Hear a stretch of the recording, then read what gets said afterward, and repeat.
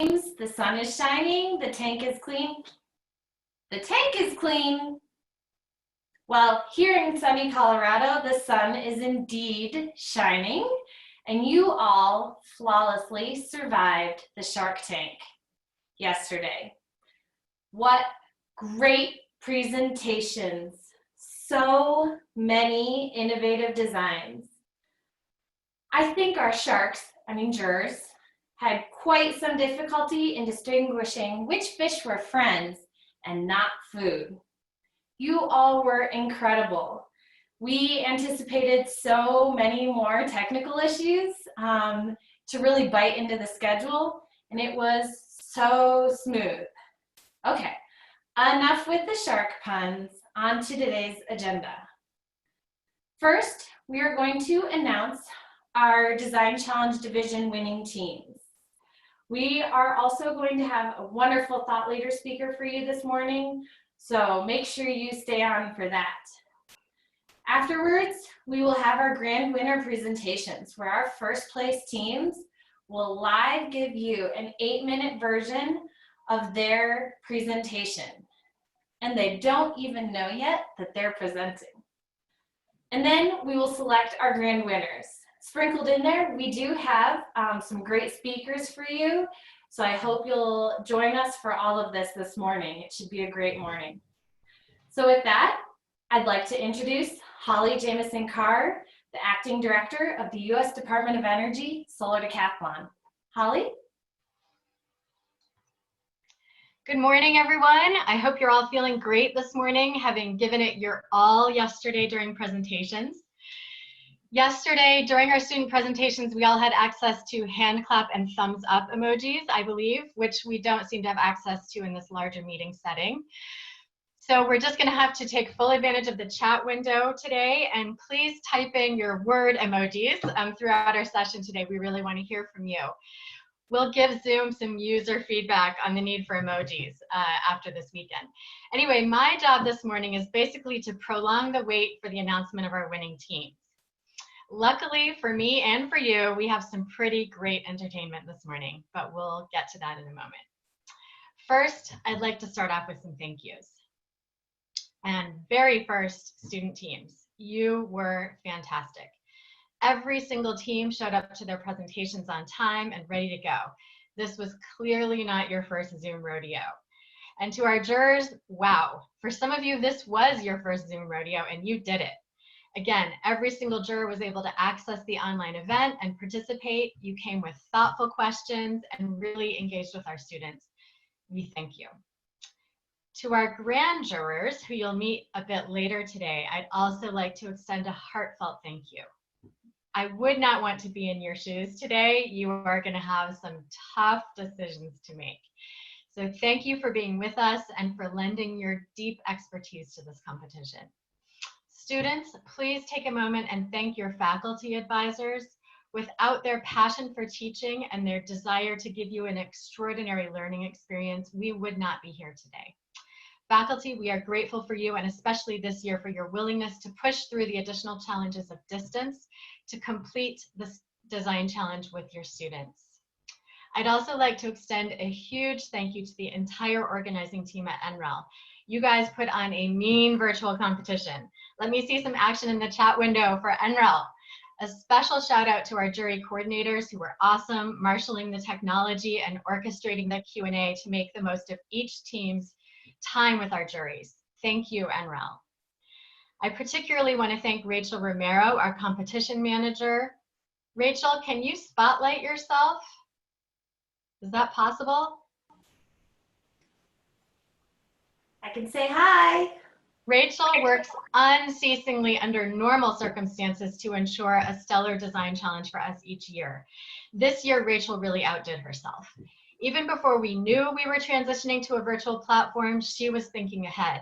She was researching the best virtual event software, talking to others who had hosted virtual events to learn best practices, and preparing for multiple scenarios. I hope you all agree that all of Rachel's hard work has paid off this weekend. Thank you, Rachel. And also to Sarah Zaleski out there in Baltimore, Maryland this morning, thank you for your leadership with the Commercial Building Division. Sarah has led DOE's zero energy work on schools, mixed-use multifamily, and commercial office buildings, and has been really instrumental in adding commercial divisions to this competition. We are absolutely a better competition for that. Thank you, Sarah. Thank you so much to our host and our education level sponsors. Your support and collaboration adds so much to this event. From fantastic jurors with in the trenches design and engineering experience to our career connections opportunities, which I hope everyone will take advantage of remotely this year, our sponsoring organizations bring an unparalleled richness to this event, live or virtual. We're especially grateful to our two host sponsors this year, the American Institute of Architects, AIA, and Mitsubishi Train. Thank you, thank you, thank you. Finally, I'd like to offer a special thank you to Sam Raskin. See if we can spotlight Sam out there. I know he's on. Sam is the founder of this event. Sam was supposed to be retired when I made these remarks, but he, thank goodness for all of us, is still with us and continues to do his good work at DOE. Sam's official title at DOE is Chief Architect, but I argue it should be Chief Innovator. Not only is he a trained architect with over 20 years of experience practicing design, he has also been the brains behind numerous successful federal programs encouraging voluntary market uptake of building energy efficiency and quality construction. Spanning 3 decades at both DOE and the Environmental Protection Agency, Sam's legacy includes development of EPA's WaterSense label and Indoor Air Plus label, DOE's Zero Energy Ready Homes program, and of course, the Solo Decathlon Design Challenge, formerly known as Race to Zero. Today, Sam will be serving as one of our grand jurors, deciding who will take home the last 2 trophies. But Sam, you are also receiving some hardware today. I would like to virtually present you with a trophy in recognition of your leadership with the Design Challenge. This trophy reads, "For Sam Raskin, founder, Race to Zero, for decades of commitment to high performance homes and the students who designed them, April 2020. Sam, we are incredibly grateful for your vision, your leadership, and your passion for the next generation of building professionals. Thank you. And your trophy is in the mail." Thank you so much. It's great. We love you, Sam. Love you guys too. What a crazy Rachel, weekend.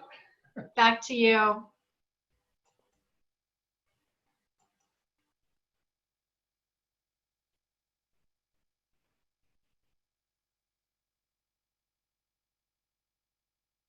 Great, thank you. Congratulations, Sam. That's a pretty great looking trophy, and some of our teams will be taking that home soon too as well. All right. It is my pleasure now to introduce Jane Frederick.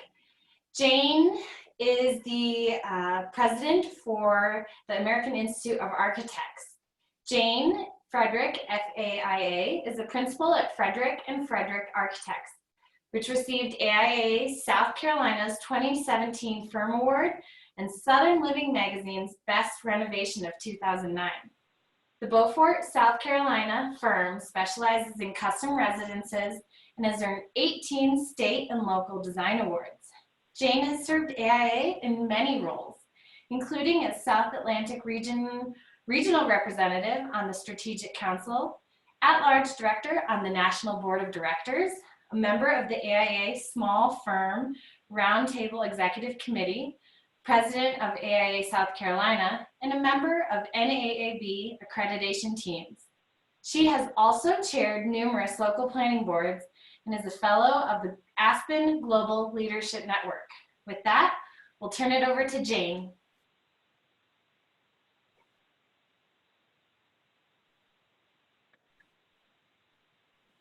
Good morning. How are you today? Thank you for virtually joining us today. I know this isn't how we expected this year's Design Challenge weekend to go. It's not how we expected anything in 2020 to go.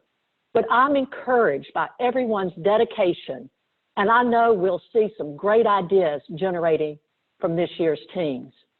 One of the great things about this challenge is how we bring together students from architecture, engineering, building science, technology, and more, all the disciplines we need to mitigate climate change. Who knows, your team might contribute the most innovative solutions to the design challenge has ever seen.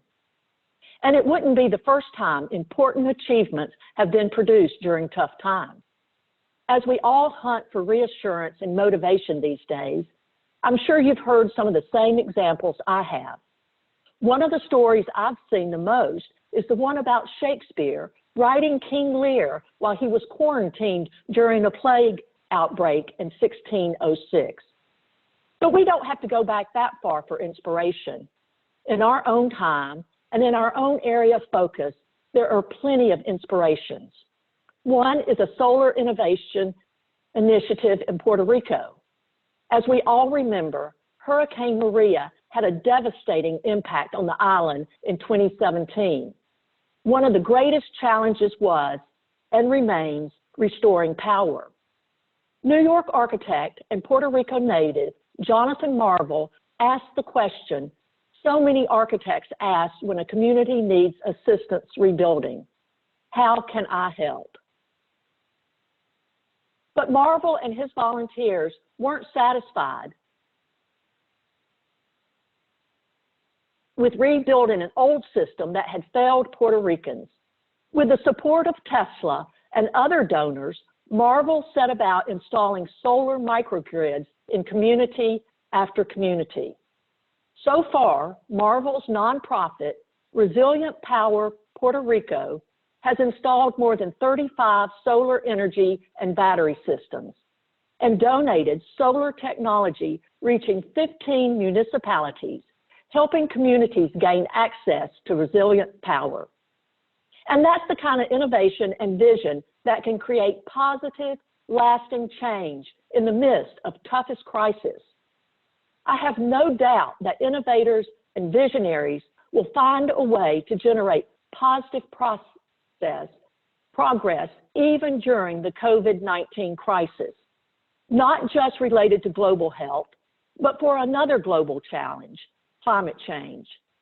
And I know that with the skills and experience you're gaining, you'll be a critical part of that life-saving process. I'd like to take a few minutes to give you an overview of some of the ways my organization, the American Institute of Architects, is working to build sustainable communities. Then I'll conclude with some information about resources AIA is offering to help students and emerging professionals navigate this uncertain economy. So get your pens ready for that.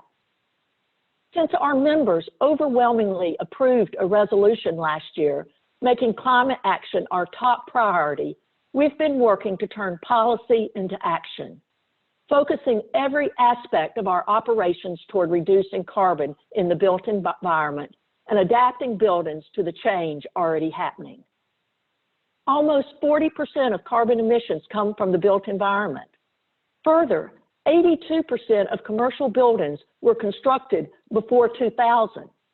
That's before the latest energy codes and technological advances. So we have great potential for progress.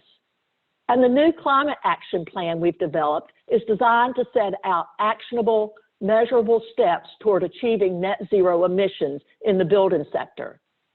The three overarching goals are: 1, mitigating the sources; 2, adapting to the impacts; and 3, catalyzing architects to act. Through the Framework for Design Excellence, formerly known as the COATE Top 10, we're assuring sustainability goals are actionable. We first founded AIA's Committee on the Environment, or COATE, in 1990, and the COATE Top 10 Awards have been an important vehicle for recognizing projects that integrate design excellence with environmental performance. Under its newest iteration as the Framework for Design Excellence, this program will continue to spur action and provide tools. And I hope you found it helpful for your projects in this year's challenges. I hope you benefited from the resources available through AIA's 2030 commitment. Participating firms of all sizes are significantly reducing average predicted energy use through this program. In 2018, the 2030 commitment projects accounted for an annual energy savings equivalent of about 18 million metric tons of carbon dioxide emissions. For context, that equates to taking all the registered vehicles in Georgia off the road. I'm sure our next speaker, Ed Mazria, FAIA, the founder of Architecture 2030, will have even more inspiring examples to report. Statistics like these show just what we can achieve through the power of design, and your projects demonstrate that too. Every time I see the work students like you are producing, I'm so encouraged about the future of the industry and its climate work. But I also know you're concerned about the immediate future in the uncertain economy we're facing right now. So I want to close by pointing you towards some career resources AIA has put together. You can find this information on the COVID-19 Resources for Architects page on AIA.org.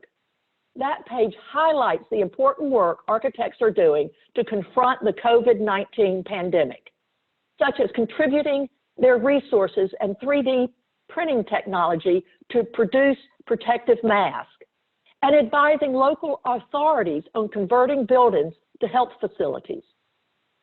But the page also contains a number of career resources for current and future architects. ArchiPrep is giving associate AIA members free access to their ARE prep software for the month of April.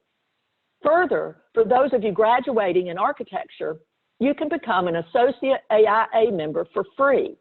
You can find the details on the resource page, and also join us at AIA.org new grad. In May, AIA's Emerging Professional team will be offering a webinar for students on how to start your resilient career. We'll email those details, so keep an eye out for that information. Additionally, the AIA Career Center is offering expert resume review for free. Our Career Center is also offering employer discounts on job postings to help ensure we collect the widest range of job opportunities information. We also have a number of free webinars and classes through AIAU and through our knowledge community and partners. You're familiar with the solar classes we offer to decathlon participants, but there are many more. The resource page has a tab specifically dedicated to free resources, and I encourage you to take full advantage of these. And also AIA's traditional development opportunities like our annual film challenge and competitive programs through our emerging professional department. Again, the free career, associate membership, and education resources can be found at AIA.org, COVID-19 Resources for Architects. One closing thought. I'm sure you've seen some of the observations from climate scientists on the parallels between pandemics and climate change. For me, one of the most striking parallels is this. If you wait until you can see the impact, it's too late to stop it. That's why programs like the Solar Decathlon are so important. You're not waiting to take action, and the solutions you're pursuing are exactly what we need to make a difference. Congratulations on your achievements, and on behalf of the AIA, I wish you best in your studies and in your career. Thank you. Thank you, Jane. I had my pen out, was writing a few resources. Those were great resources for grads. We appreciate you being here today, and we appreciate AIA and their contributions to the Solar Decathlon. All right, now the moment you all have been waiting for. Drum roll, please. It's time for the 2020 Design Challenge Division Awards. I want you to take a minute and think back to when your team started this project. There were probably some backroom team meetings, some flyers put up, some crazy ideas put out there. Now look at the final project you presented this weekend. I hope you congratulate yourselves on how far you've come. They were very impressive. You have seen firsthand the buildings industry is complex, and providing net zero energy ready solutions with thoughtful design, especially in regards to occupant comfort, is no easy task. You have inspired the buildings industry this weekend and throughout your project with your innovative approaches to a wide variety of building types, climate zones, and target markets. I think the specialized expert jury for each division agreed. It was not easy evaluating your design solutions against the criteria published in the rules. So use this experience to launch your career in the building industry. Continue to foster the relationships you have built with peers and industry professionals. If nothing, continue to think outside the box. We will now announce first place, second place, and honorable mention winners in each division, and virtually present these lovely trophies that have been made by a local Colorado artist. And we'll ship them as soon as we can. We know this is what you've been waiting for, so let's get started. Deep breaths. All right, I'm going to read some remarks from here, partially because our jurors told us this yesterday, and each remark is unique to your team. So first, in the suburban single family division, the team receiving honorable mention demonstrated critical thinking in their decision making, maximized building cost effectiveness, and developed a replicable design for middle income families. The honorable mention in the suburban single family division goes to the Pennsylvania State University team. Congratulations! Great job, team.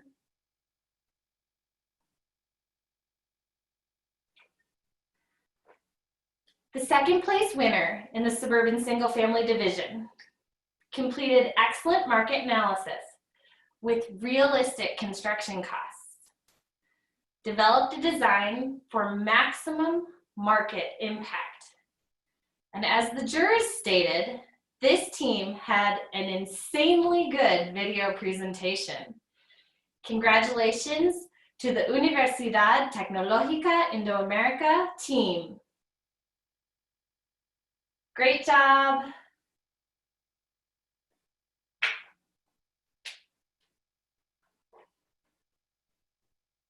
The first place winner in the suburban single family division employed passive design strategies, married orientation with natural ventilation, and integrated fire-resistant materials. Please join me in congratulating Sir Real Estate from Monash University as the first place winner in the suburban single family division. Congratulations, and I wish you were here to shake my hand, and Holly and all the other organizers.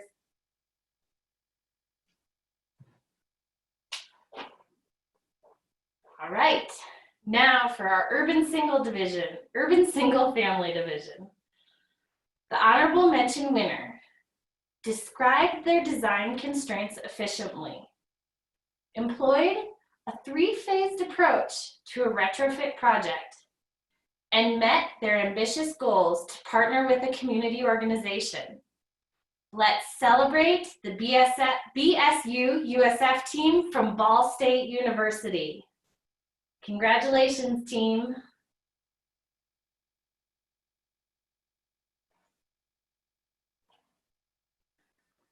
All right, the second place winner in the urban single family division adapted to the local climate and physical situation, developed excellent graphics and assembly diagrams, and emphasized increasing wealth in the community without causing gentrification. Please congratulate Team 365 Days of Solar from the University of California, Los Angeles. I would love to see your reactions on the other side of this.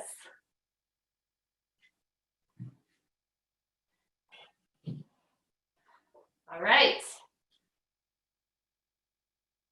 The first place winner in the urban single-family division began with excellent envelope design, focused on embodied carbon in their decision-making, and developed solutions that were so well researched. Join me in congratulating Team Third Quadrant Design from the University of British Columbia as our first place winner in the urban single-family division. Great job, team. Virtual happy hour later to celebrate. The next awards will be for the attached housing division. The honorable mention winner developed great partnerships, implemented excellent water conservation strategies, and is reinvigorating their downtown neighborhood. Let's congratulate Row Home Regen from Jefferson University with the honorable mention in the attached housing. Great job, team.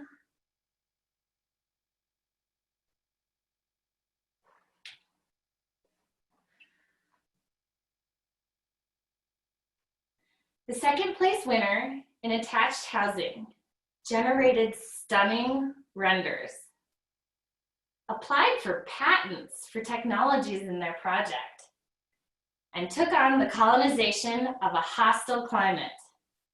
Please congratulate Southeast University as our second place winner in the attached housing division. Great job.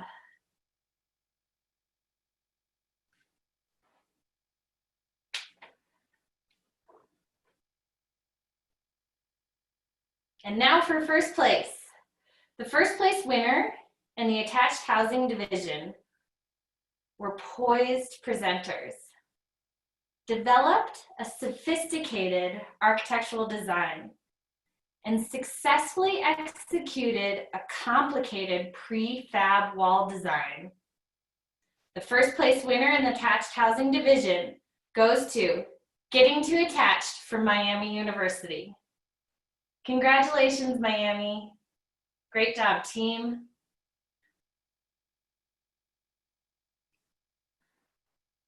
Got some excited teams over there, I know it. We're already halfway through.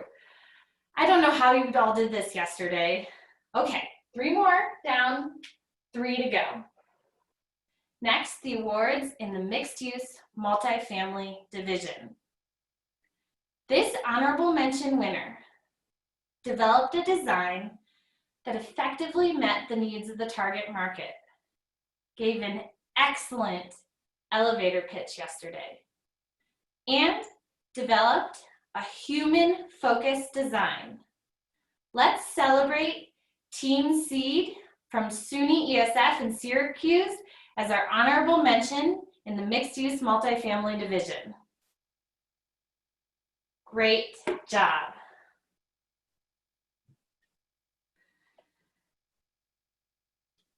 In an unprecedented move, our esteemed jurors in this division were deadlocked in their deliberations.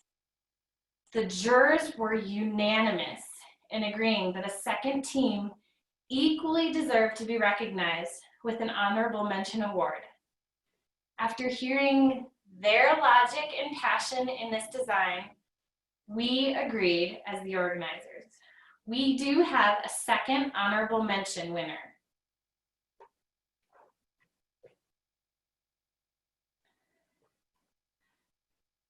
This team described the iterative process of their strong energy analysis, thoughtfully developed their solar PV, and considered the circular economy of their design.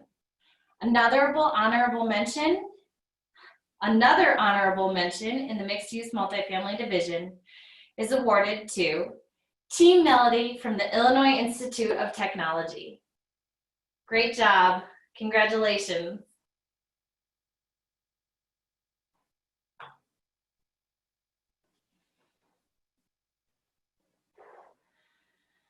All right, the second place winner in mixed-use multifamily.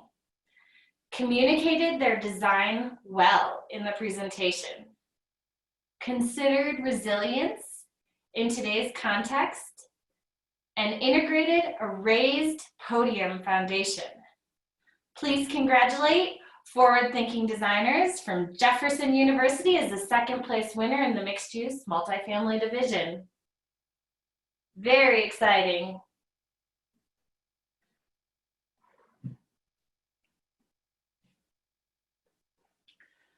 And now for our first place winner. This team displayed energy, enthusiasm, and confidence during their presentation. Delivered a realistic design proposal and honored Southwestern design. Our first place team in the mixed-use multifamily division is Team Sunblock from the University of Arizona. Great job, team.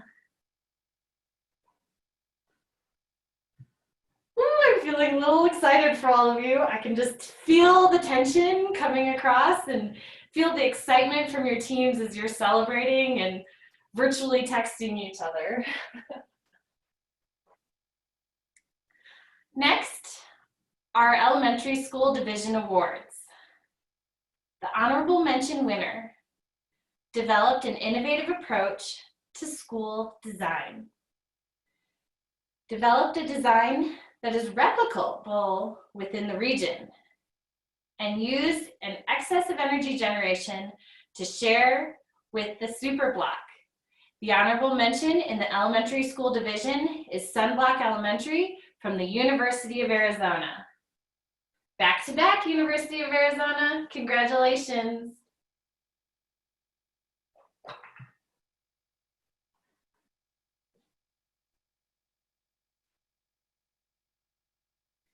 In elementary school, the second place winner completed a detailed financial analysis with industry quotes, took into account the owner's needs, and considered thoughtfully how to train building operators.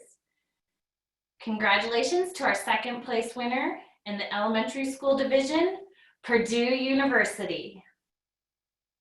Nice job to our second place team.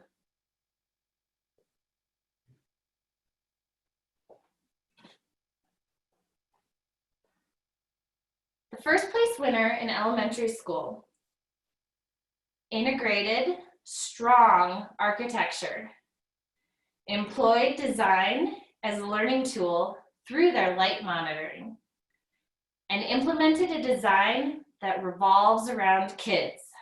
Join me in congratulating University of Oregon as our first place winner in the elementary school division. Great job, University of Oregon.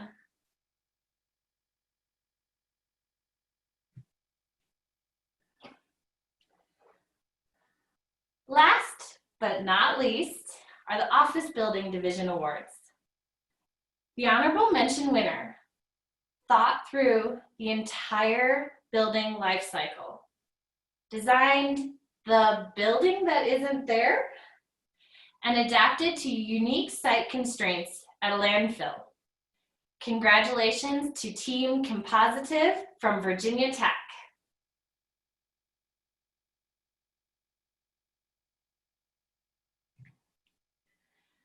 Two more. In office building, the second place winner delivered an excellent report, incorporated wellness and energy concepts, and integrated the heating and cooling system with the architecture. Please congratulate Ryerson University as the second place winner in the elementary school division. Can't wait to put that trophy up at Ryerson.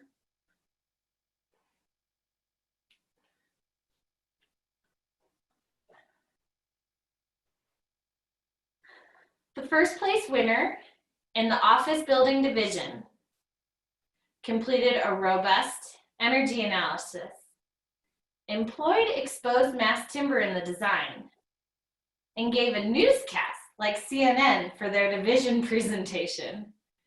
Congratulations to our first place winner in the elementary school design, Team River Heights from the Illinois Institute of Technology. I know I'm excited for all of you that have been winners, so congratulations to all our division winning teams. Your hard work and dedication truly paid off, and the jurors could not speak more highly of you all. Please take a minute to celebrate and congratulate your teammates. Now, for the very exciting point, first place teams, your registered attendees should now have received instructions to learn more about upcoming grand jury presentations. At this time, Zach will introduce our thought leader speaker. Zach?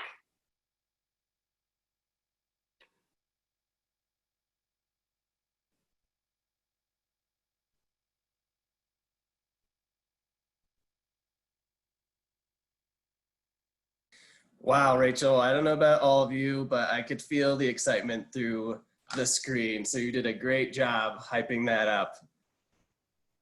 All right, so as the first place team winners get prepared, we'd like to introduce our thought leader speaker for today. So we are honored to have such an internationally recognized architect, author, researcher, and educator as Ed Mazria as our thought leader speaker this year.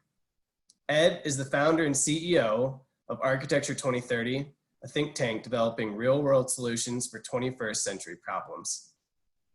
His research has redefined the role of architecture, planning, design, and buildings globally, introducing revolutionary tools such as the 2030 palette that put carbon neutral and resilient design principles at the fingertips of architects, planners, and designers worldwide. He hosts the AIA Plus 2030 Professional Education Series and was a key player in the China Accord, the 2030 Districts movement in North American cities, and Achieving Zero Framework and the Achieving Zero Framework to ensure a carbon neutral built environment by 2050. This past year at the United Nations Framework Convention on Climate Change, he presented the Roadmap to Zero Emissions and the 2050 Imperative, a commitment to plan and design to carbon neutral standards. That has been adopted by the International Union of Architects and its regional professional organizations, representing more than 1.3 million architects in 124 countries worldwide. Ed is a fellow of the AIA, and he received an honorary Doctor of Architecture degree from Illinois Institute of Technology. We'll now allow Ed to speak, and if we have time remaining, we will also pose questions. Please add your questions, if you have them, to the Q&A field rather than the chat. Now, join me in welcoming Ed Mazria. Thank you, Zach. Can you hear me well?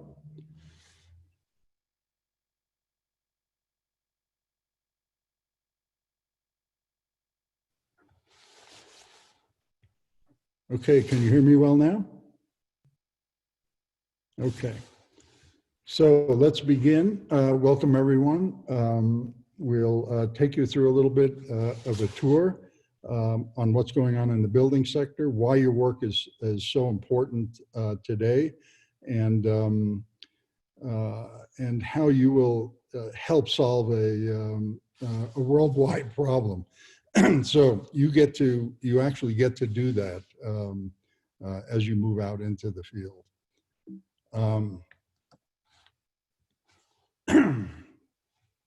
Let's go back.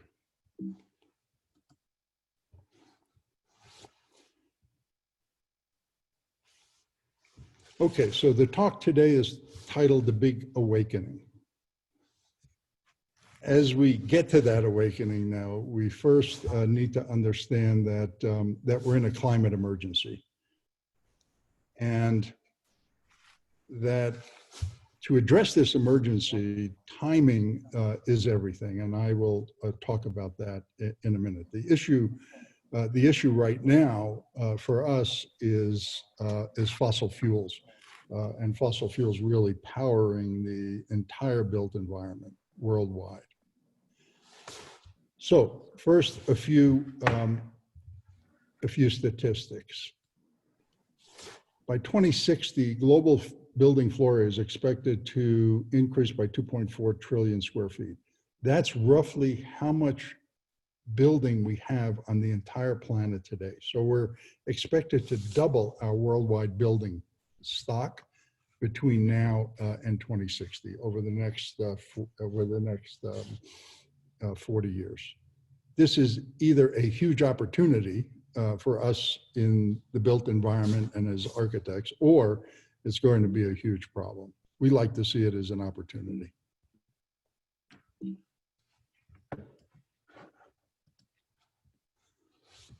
So where's all this construction expected to take place? So in the next 10 years, this is where we see construction taking place. These are the projections. And we see that it's mostly in the global north, North America, Mexico, Europe, and China. Now, the following 10 years, from 2030 to 2040, we see all of a sudden construction moving into the global south in Africa and India.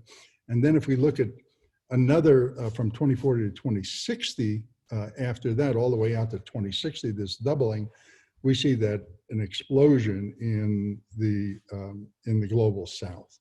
So that's where the construction is expected to take place. However, in the immediate future, in the next 10 years, we see most of the construction, or a lot of it, taking place in the global north. And why is that important? We know that we have essentially just over a decade to meet the 1.5 degrees C Paris Agreement. And if we don't get our act together in the next 10 years, then we'll sail past the 1.5 and probably the 2 degrees C scenario that the scientific community has set up. So the next 10 years is critical. We've also been hearing a lot about carbon budgets. And most people don't really know what that means or understand what that means and what it means for the next, obviously for the next decade. We keep hearing we need to get things under control now. So let me take you through a little scenario about what these budgets mean. So the 1.5 degrees C budget, that's the amount of carbon we can put into the atmosphere in the next 10 years is 340 gigatons of CO2.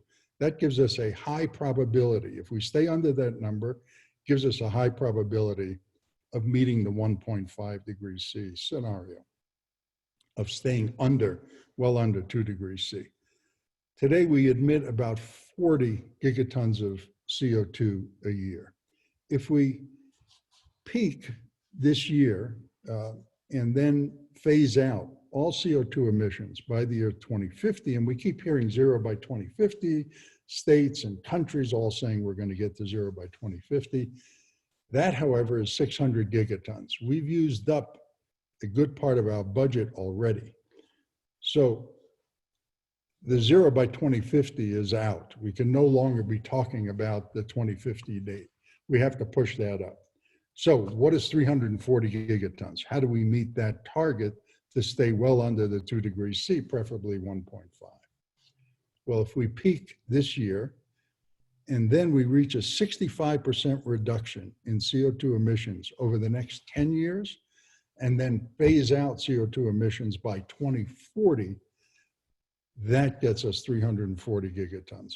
So the new targets that we are setting now today is a 65% reduction by 2030, and then zero by 2040. So the new 2050 date is really the 2030, 2040 date. That's what we need to be talking about. So can we meet this 1.5 degrees C carbon budget? Let's dive into that and talk about that. And the key is, as we know now, because of all this massive amount of construction that's going to go on, is the built environment. So what makes up the built environment, carbon emissions in the built environment? Obviously, new building operations. Every time we add a building, we're adding operating energy. We need operating energy. And if we use fossil fuels, that leads to CO2 emissions. We have existing buildings that are operating now that emit CO2 because they're using carbon fossil fuel energy. And then we have all the materials and construction and infrastructure of all this construction that's going to go on that also uses fossil fuel energy, and that leads to emissions. So it's these three areas that make up the built environment and the emissions in the built environment that we need to get a handle on. So let's take a look at first building operations. New buildings. We know, for example, this is between 1995 and 2005. We're going to look at the US first. This is the US. This is GDP. Obviously, our GDP has been growing. We've been flourishing economically in the US, and between 1995 and 2005, our GDP went up 44%. We also know that floor area, building floor area, as we're doing well economically, we're obviously building. And so we've been adding floor area during this period. As we've been adding floor area, energy consumption's been going up because we've been adding all these new buildings, and emissions has also been going up. So energy, floor area, CO2 emissions, and GDP all kind of go together. This has been going on since the Industrial Revolution.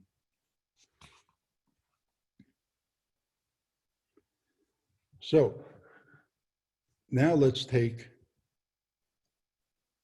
a look at from 2005 to 2019. In 2005, we issued the 2030 targets, okay? In 2007, between 2007 and 2009, we entered a recession, so GDP was kind of flat. But then after the recession, 2009, 2010, GDP took off again. So what about building floor area? Well, again, it flattened out a little bit. And then as soon as GDP started going up, we started building again. Our economy was doing well. We had a lot of square footage. We actually added 47 billion square feet to our building sector between 2005 and 2019.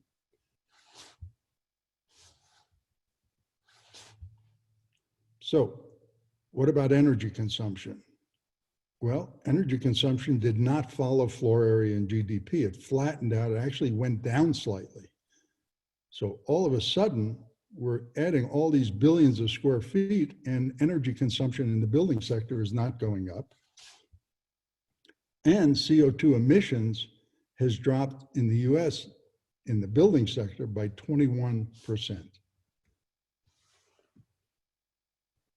This decoupling is historic. It has never happened in modern US history. So it's unprecedented.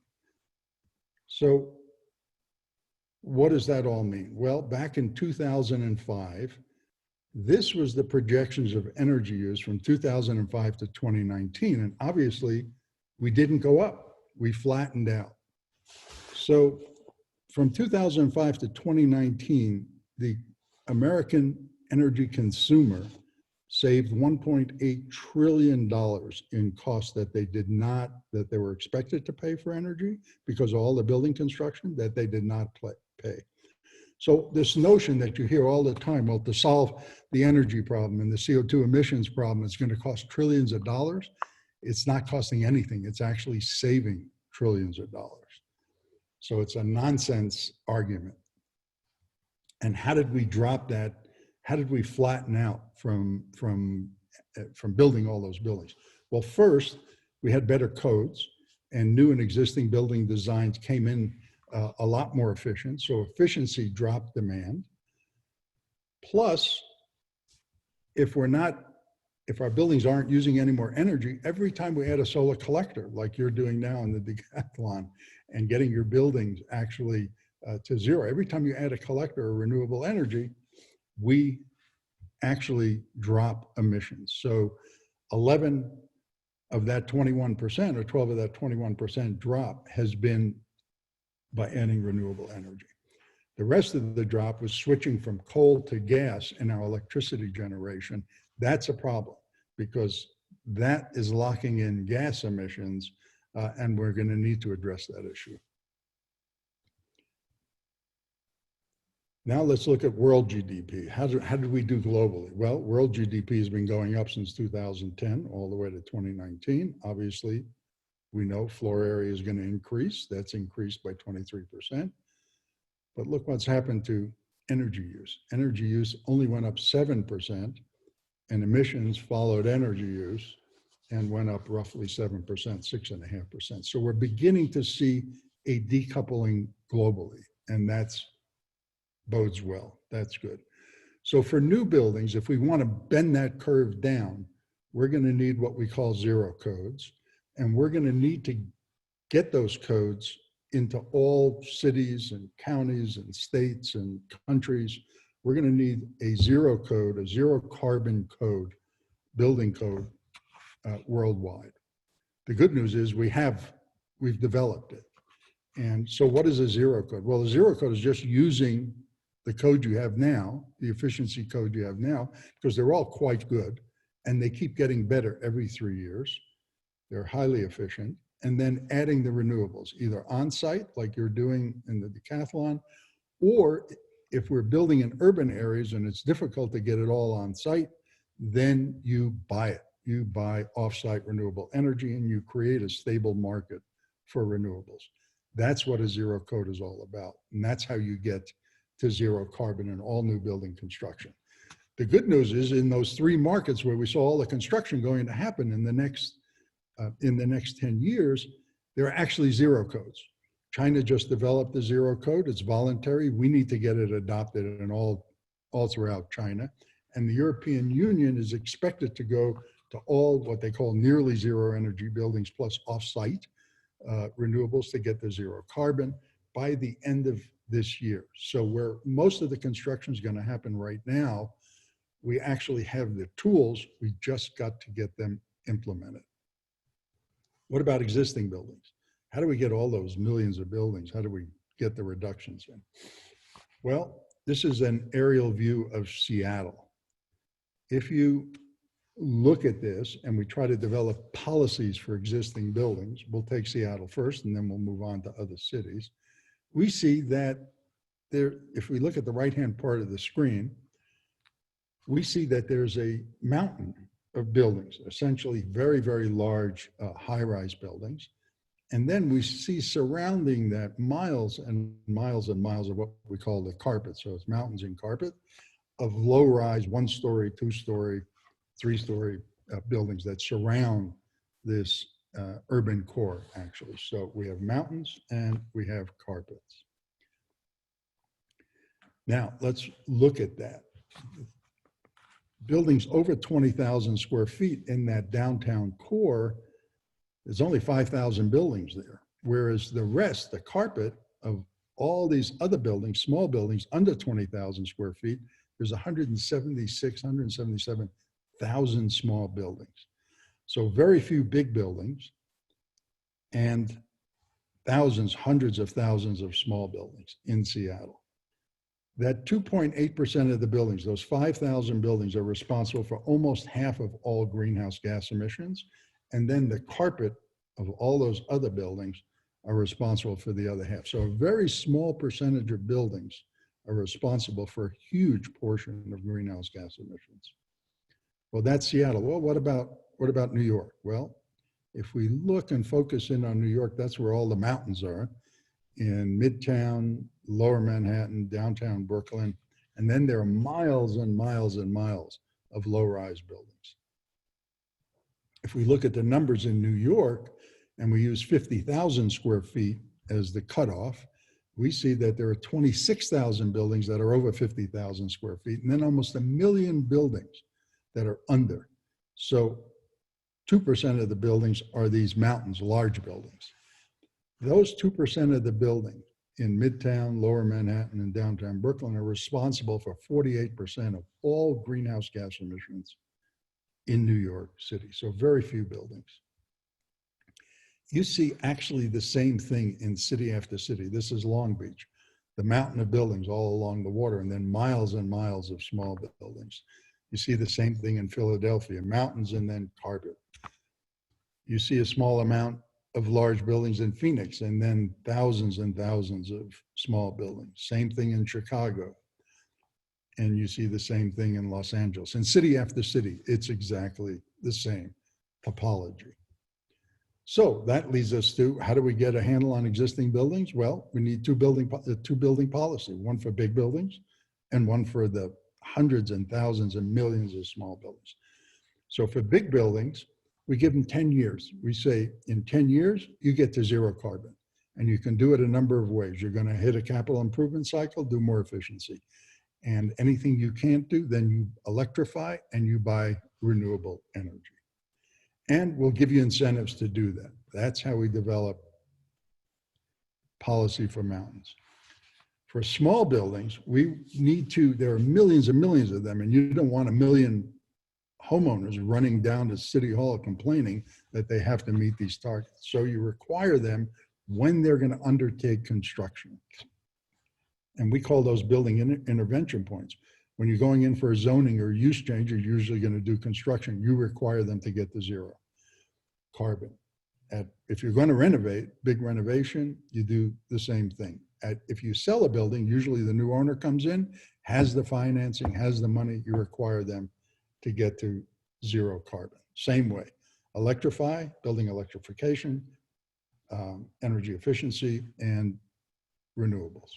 And you provide the incentives. And New York City just started now to slash emissions from its big buildings because there are not that many of them.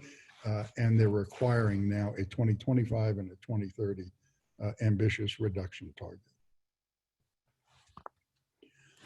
Okay, what about materials? The third leg of the stool here, materials, construction, and infrastructure. Well, prior to 2018, no one talked about it. And now we're seeing it everywhere. So why didn't anyone really talk about it then?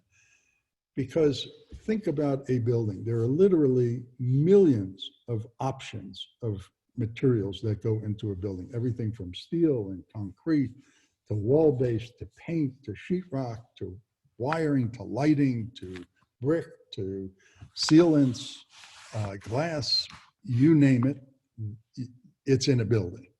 Literally every type of consumer product, the material that's made, aluminum, is also found in buildings. So how do we get a handle on all of these products? The other problem is that the terminology that has grown up, because it's very complex, the terminology is very complex. EPDs, LCAs, PCRs, POs, CO2e we start talking about. So this whole thing has become quite difficult. And this is the way we see global emissions. We see building operations 28%. We see building materials and construction, essentially the core and shell. So that's the steel infrastructure, concrete, and then the walls, the shell around it, roof and the walls, brick, glass, and all that. That's about 11%.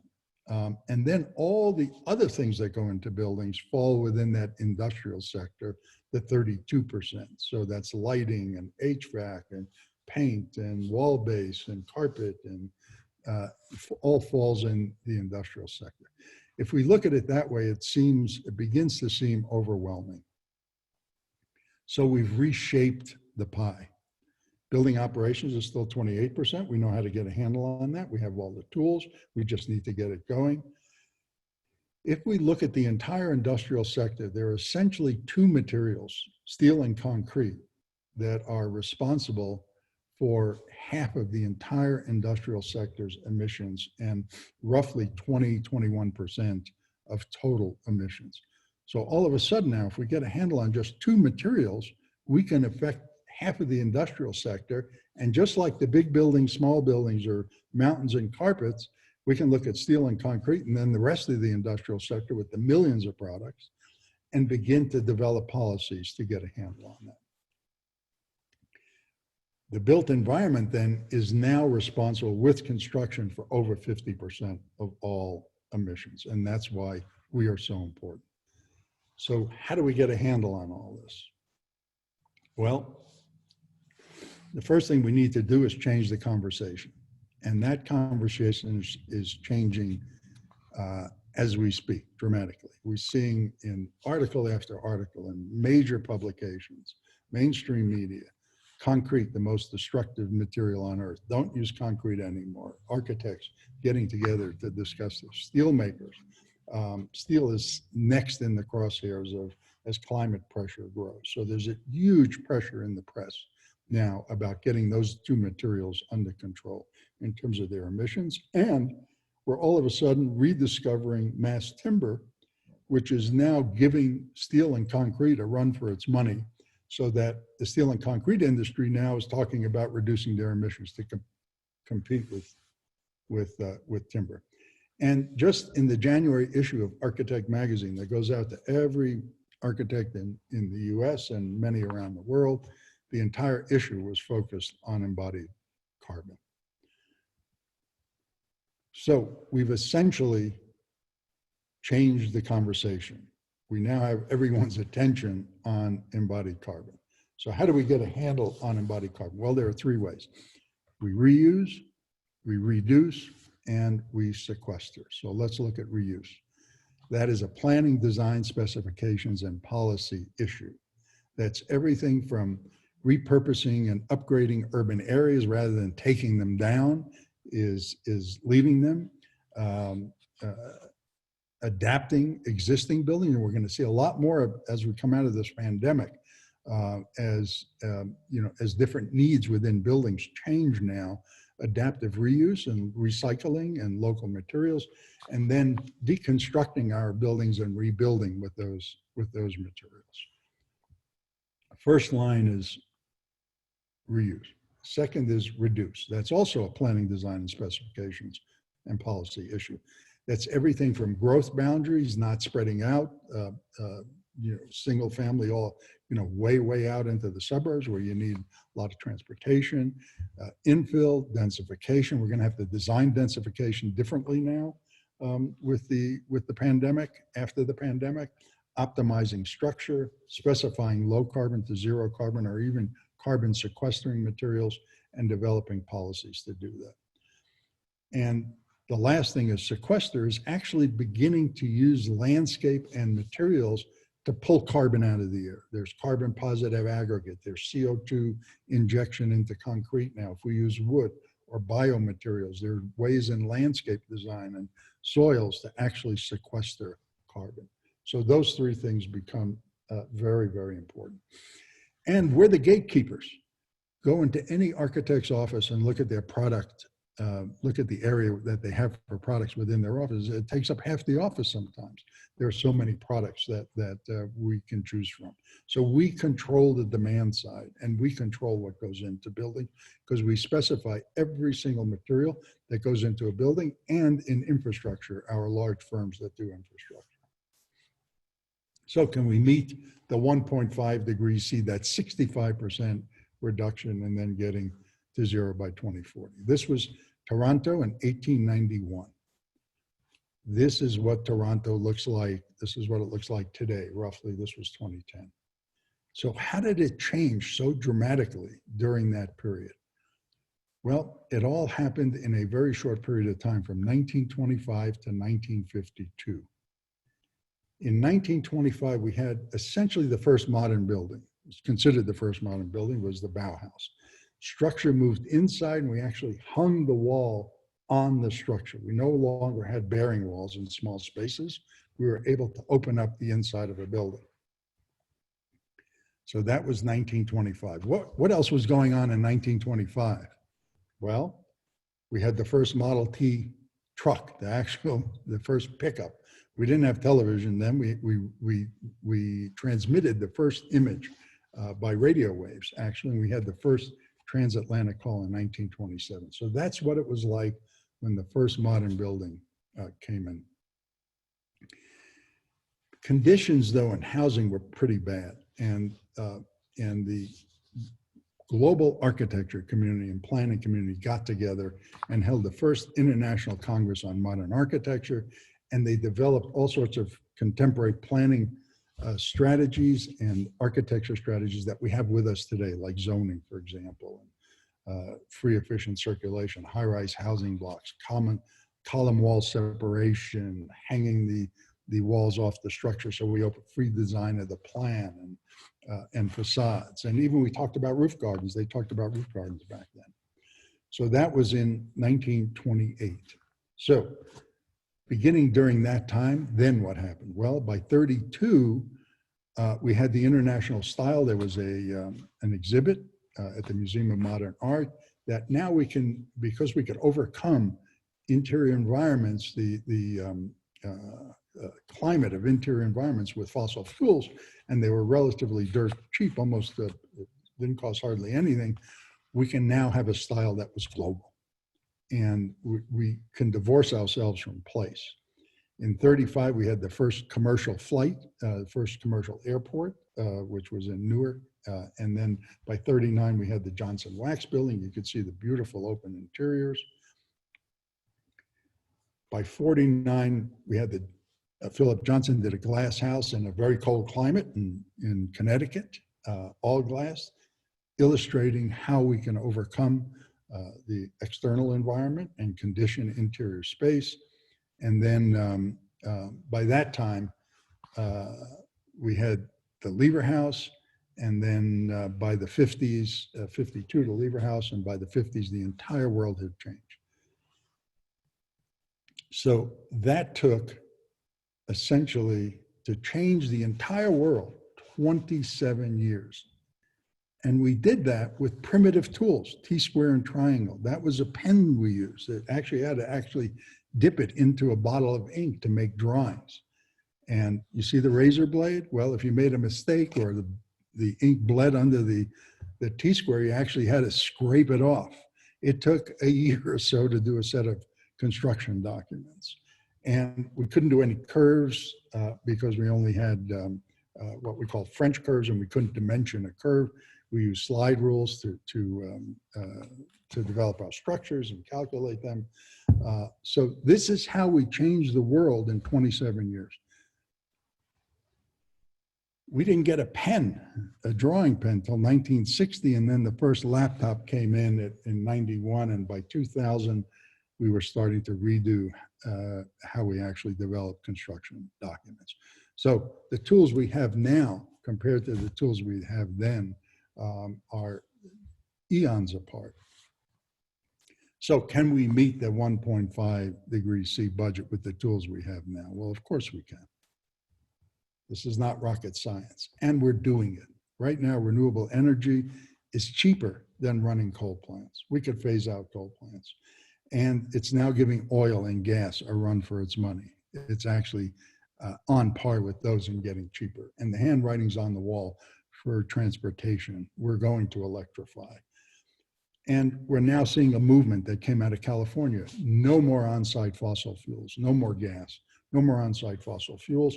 And that's taking off. It's now in over 50 cities around the US. And New York, for example, just put $2 billion into electrification. So we're seeing that happen. And even under the present administration, investment in renewables, because it's getting so cheap, is still going up. And we have programs like the Solar Decathlon where you all are looking into the future to see how to develop, how to reuse existing buildings, how to develop new products in factories and then bring them out to the site and assemble them so that we use essentially less energy, and looking at embodied carbon. So all of that is taking place. So can we meet this steep curve? Well, we said, yes, of course we can. And let me demonstrate how feasible that is. If now, from today on, we call for a moratorium on coal and gas plants, and we get the zero carbon codes adopted in the global north, and setting that up so that when construction moves to the global south, that happens. If we do that, we peak at 40 gigatons and we start a reduction. We'll have a big reduction this year anyway because of the pandemic, probably go through next year, and then we need to keep it going. By 2030, if we phase out just coal plants, all coal plants, we believe that's going to happen economically. And we electrify 50% of building floor area and get a 50% reduction in steel and concrete emissions. Just those three things get us down into the sweet spot of that 340 gigatons. And then there's all sorts of other things with transportation and everything else that get us way under that. So this is not rocket science, and it's all doable. So if we look into the future and we see how are we going to do this, we understand that it's up to us. Thank you.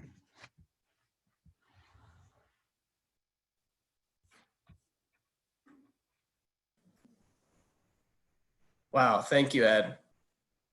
That was really fantastic and inspiring. Did I stay on time? You did. You were right on time, and I think that leaves us time for a couple questions as well. Are you up for that? Yeah. Awesome. Just, you know. So as I look through the Q&A pane here, one of the first questions here. So with such trying times we have ahead of us, where do you personally draw motivation or hope to keep focusing on and working towards these goals that you described to us? Say that one more time. I was just changing your computer setting here. I think. Yeah, no worries. So in such difficult times, where do you personally, or how do you draw motivation, or where do you draw motivation and hope to keep working towards these goals that you've described? Well, yeah, so things haven't slowed down for us. Actually, things have increased. Demand for information has increased, and so we haven't slowed down at all. So for example, what the pandemic does, hopefully we all stay safe. So everybody's social distancing. We, thank God, at Architecture 2030, everyone's okay. We're all working remotely right now. You know, when the time is right, we'll get back together. But we're all more than busy. So right now we're beginning to think a little bit differently. We think outside the box, a little bit more outside the box, and we're starting to innovate. And this innovation then will carry through when we develop a vaccine and you know, and we return back to semi-normal. We'll never come back to normal, but we'll come back to semi-normal. So right now, just for example, thinking outside the box, at Architecture 2030, we're now thinking of a global emergency teach-in, 1.5 degrees C teach-in, and webcast it out globally. We were not thinking that way before, and now we're thinking of a way to actually, you know, everybody's sequestered at home, everybody's online. We have a perfect audience. So we're going to innovate. So this is really an incredible time for innovation, and to see as we come out of the pandemic, how does that influence we have two issues, two major problems globally. One is the pandemic, and the other is climate change. One needs an immediate solution. The other needs an immediate solution also, but implemented over a longer period of time, right? And we need to do both now. So as we begin rethinking public space and rethinking housing, for example, and density, how do we rethink that? I remember, for example, this is all going a long time ago, back in the 70s when we started building high-rise housing. We did a study on density and high-rise housing. And high-rise housing, there were certain spacing conditions for high-rise buildings, and we did a low-rise, high-density study, and we got the same density. So, so we're going to need to rethink how we densify and how we then deal with the next pandemic, because this is not going to be the first one.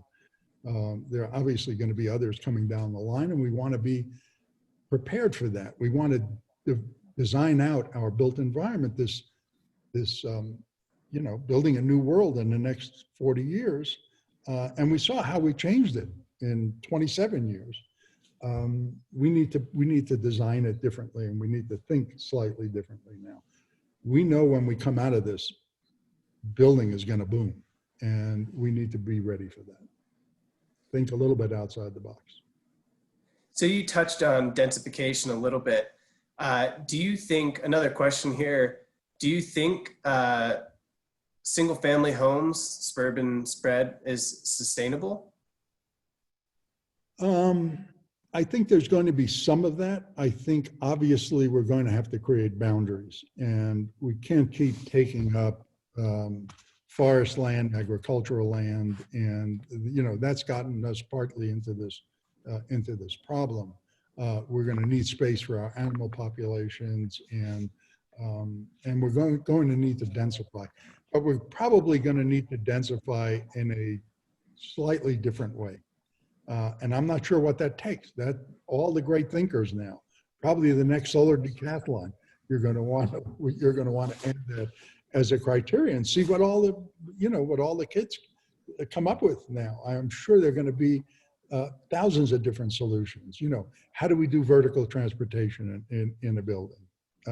That might start to become very different.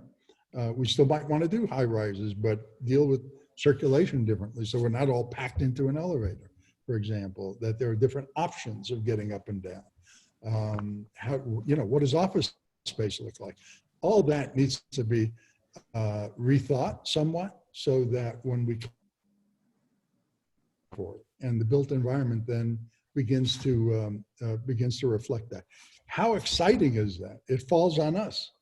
Not only does solving the climate crisis fall on us, but dealing with the next pandemic, in a sense, falls on the built environment and how we deal with that and how we design that. This is probably one of the most exciting times to be an architect. Our stature, the medical profession obviously right now is up here because we depend on them to get us through this crisis. But once that happens, we move to the top of the list in terms of making sure we're ready next time. So you touched on office space a little bit. We have a question here. Do you see, or how do you see the use of traditional office space changing following the pandemic? And do you think there will be less square feet required? How do you think about that? Well, it could be less or more if we have the distance and we still want the social contact. It's going to depend. I think we're going to have to play that one by ear, and just right now I'm in my own office now, and I'm the only one here in the office. I came in to do this by myself, so no one else is here. But I don't know. I think when we get back to work, we have a vaccine. We'll be back in the office because we want that social contact. But I think things are going to change somewhat. I'm not exactly sure how. Right now we've been focused on carbon, but with this global emergency teach-in, what we want to do is get the experts in to talk about that. The people who are now thinking about that. Some of the large firms now are doing work and actually designing for the next pandemic, and what does social space and public space begin to look like, and office space begin to look like. So we want to hear from all of them. And that'll be coming up. We're going to try to host that probably in about anywhere from 3 to 4 months, when we can pull everybody together.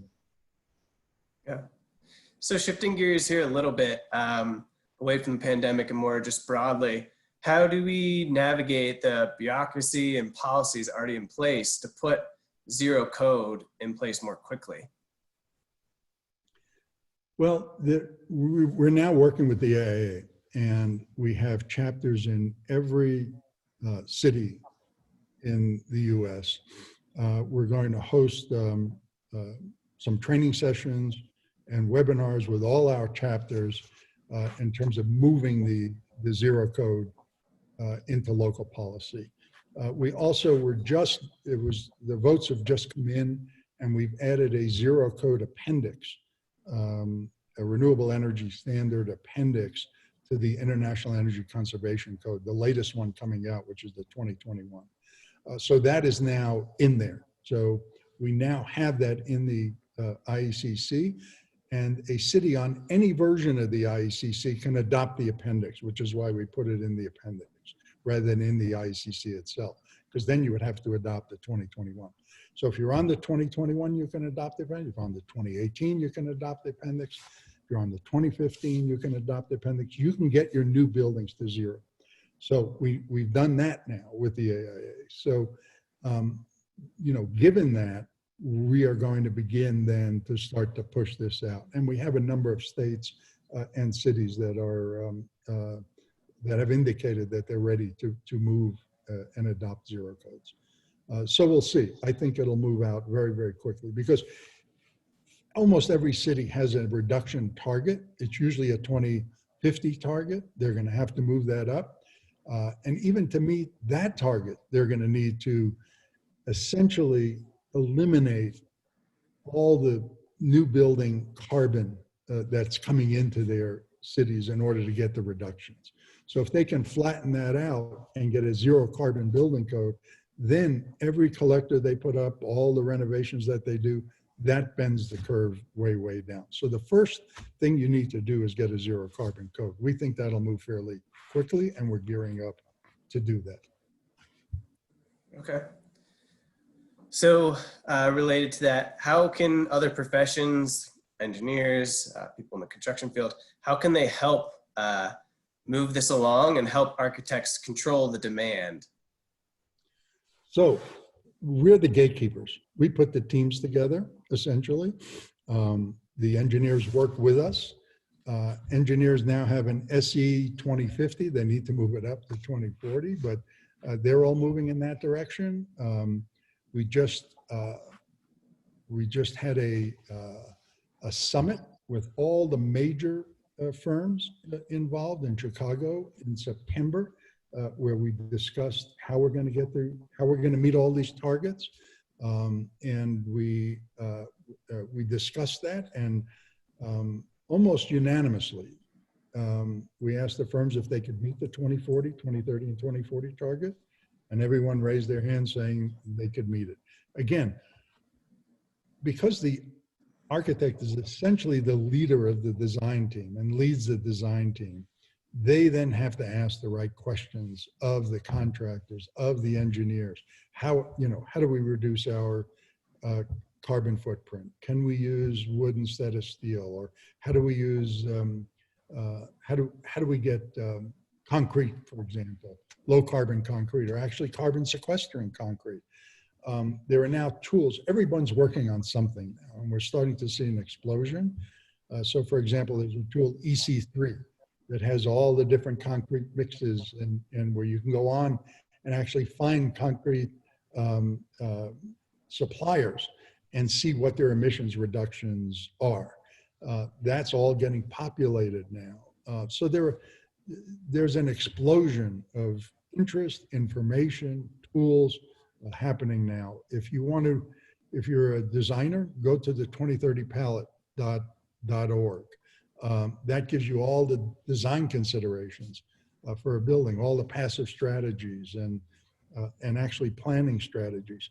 The materialspalette.org has a list of all the materials that you can use and how to reduce carbon, and then links to all sorts of other sites. So and it's not just us, but there are all sorts of information out there. There's actually an information explosion going on now.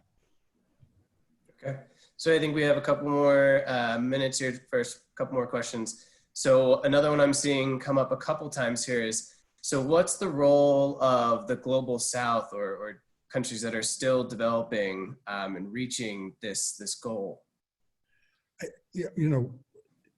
The way I think we're going to have to address that is get it right in the global North, because that's where a lot of the construction is going on now.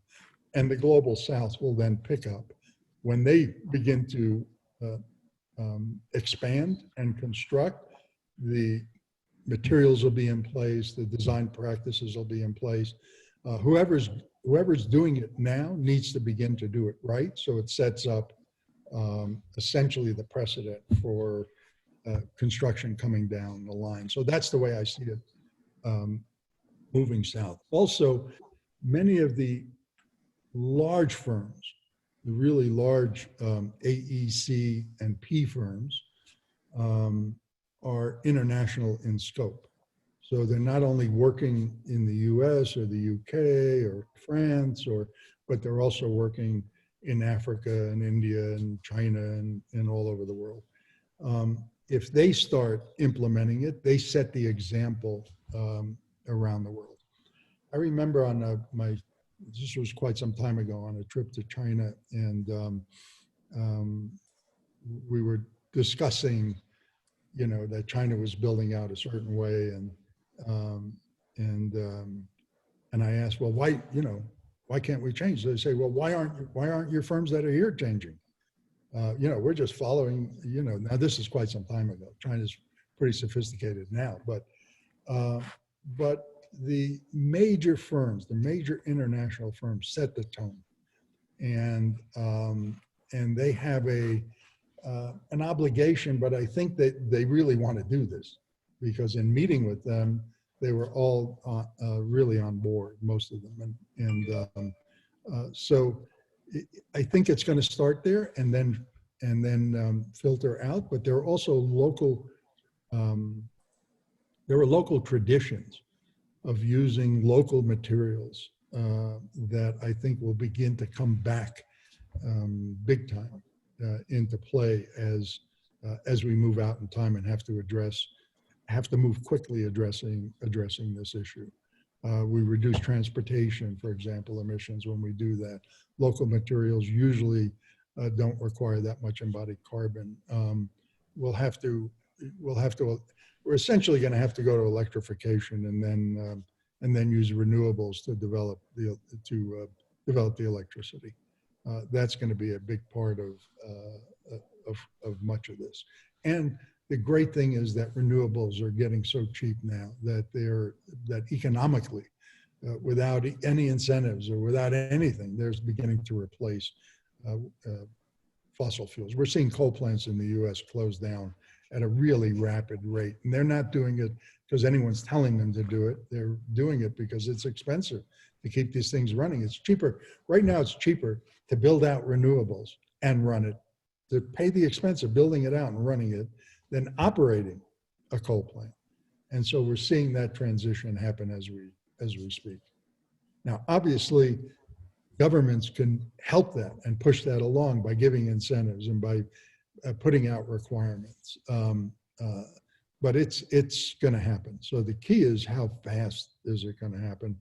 And that's where we come in as the gatekeepers of the built environment, as the designers and the specifiers. Great. Thank you. I think that is all the time we have for questions. Thanks again. This was so awesome. I think from here, we will move on to talking about the grand jury presentations. But first, I want to talk about the survey. Your feedback is a very important part of this event. If you haven't gotten the picture yet, we always ask you guys for feedback. So if you have feedback at any time throughout the competition, throughout this weekend, moving forward, please send that to us. This survey is a big part of this. So the QR code is on the screen now. So if you have a second to pull out your phone, pull up the survey, please check out the survey. Let us know what we're doing, what we could do better, what you like about the competition. How did this virtual experience go? Please just fill us in, give us a note. It doesn't have to be long, but please take a moment. It really helps us improve and make this a better experience for everyone here. So next up, our 6 first place winners will present to our esteemed grand jury. First, I'd like to walk you through the grand jury process. This year, our grand jury selects 2 grand winners, 1 residential and 1 commercial, from among the 6 first place teams, based on solely the short 8-minute presentations you're about to hear. Then our grand jury enters the review process with the understanding that the first place winners have demonstrated a design that represents the quality expected for high performance buildings, through the details listed in the design challenge rules. The grand jury is tasked with evaluating whether the design meets the needs of the building owners and occupants. Teams are evaluated against the following criteria: level of inspiration, attractiveness of the solution to the team-defined target market, financial feasibility, responsiveness of design to community, occupant, and climatic factors, architectural design, aesthetics, and functionality, constructability, innovation, and finally, presentation quality within the 8-minute time limit. Grand jurors, we will pull them up to the screen now and so you guys can all see their lovely faces. Please wave as I introduce you. So, first up, Kimberly Dowdo. Kimberly is an architect with a passion for creating remarkable places where people can sustainably flourish and thrive. As a native of Detroit, Kimberly grew up with an ambition to revitalize cities using design as a tool for progress. Today, she is realizing her vision as a principal at HOK in Chicago and as the 2019-2020 National President of the National Organization of Minority Architects, NOMA. In 2008, Kimberly established the annual Community Service Project for NOMA, which has now hosted projects in 10 cities throughout the United States. In 2019, she became the first millennial president of NOMA. Kimberly's overarching professional mission is to improve the quality of life for people living in cities. Okay, so the next juror, Ed. We are very pleased to have Ed be our thought leader speaker as well as a grand juror. Give us a wave, Ed. And last but certainly not least, we have Sam Raskin.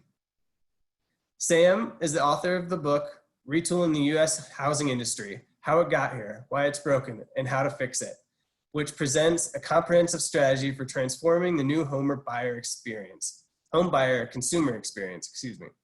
After receiving his Bachelor of Architecture from Syracuse University, Sam has spent 20+ years as a licensed architect, registered in both California and New York, and has specialized in energy efficient design, completing more than 100 residential projects.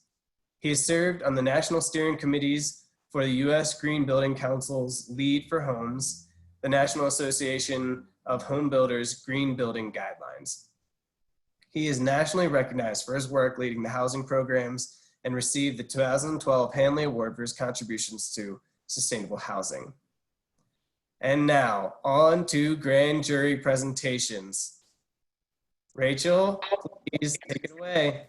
All right, thanks. So, while the team loads the live presentations, we now know that each team gets 8 minutes to wow the grand jury. They were incredibly prepped and calm when we met at another Zoom meeting here a minute ago. So they are ready to go. So let's get this rodeo going. For fairness, the organizers will stop the presentation slides and I will come on to speak to you again at the end of the allotted time. The residential divisions are up first and then the commercial divisions.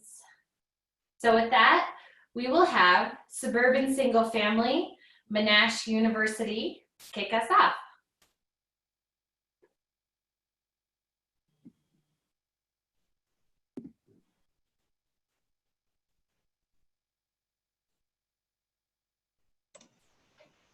Me today. Hi, I'm Srishti and I am a member of Surreal Estate. Our team has designed a home that is bushfire resistant, produces net zero energy, and is affordable for young families. Presenting with me today will be Sarah and Sandy. Our team comes from Monash University in Melbourne, Australia. We saw the effect of bushfires in Australia last summer as over 2,000 homes were destroyed. To prevent this from reoccurring, we wanted to create a bushfire resistant home for the average young Australian family. Our main approach to making the house affordable is to implement passive energy reduction principles that were suitable for the Australian climate. Our first design goal was sustainability. In doing so, we maintained meticulous material selection by vetoing non-renewable materials and minimizing embodied energy. We also made comparisons among all the choices regarding the mechanical properties, costs, and recyclability. Additionally, by including a veggie garden, we encourage education and a self-sustaining lifestyle. By also including an app that gamifies water usage and energy conservation, we implement a family-friendly way to encourage a more resource-conservative lifestyle. Melbourne experiences relatively mild temperatures with 1,500 heating degree days and just 50 cooling degree days. In order to account for this, we wanted to maximize sunlight penetration during winter and minimize it during summer. This was done by implementing north-facing windows, which maximize the area of those in more active spaces such as the kitchen, the dining, and the living areas.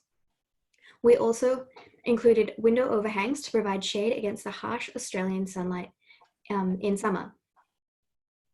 Additionally, we included ventilation throughout the house by making cross ventilation from the front and back doors and by including plenty of ventilation from the windows into the hallway.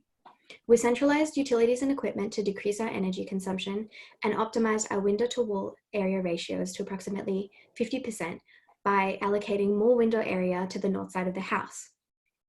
By also including external blinds and thermal zoning, we reduced energy conservation.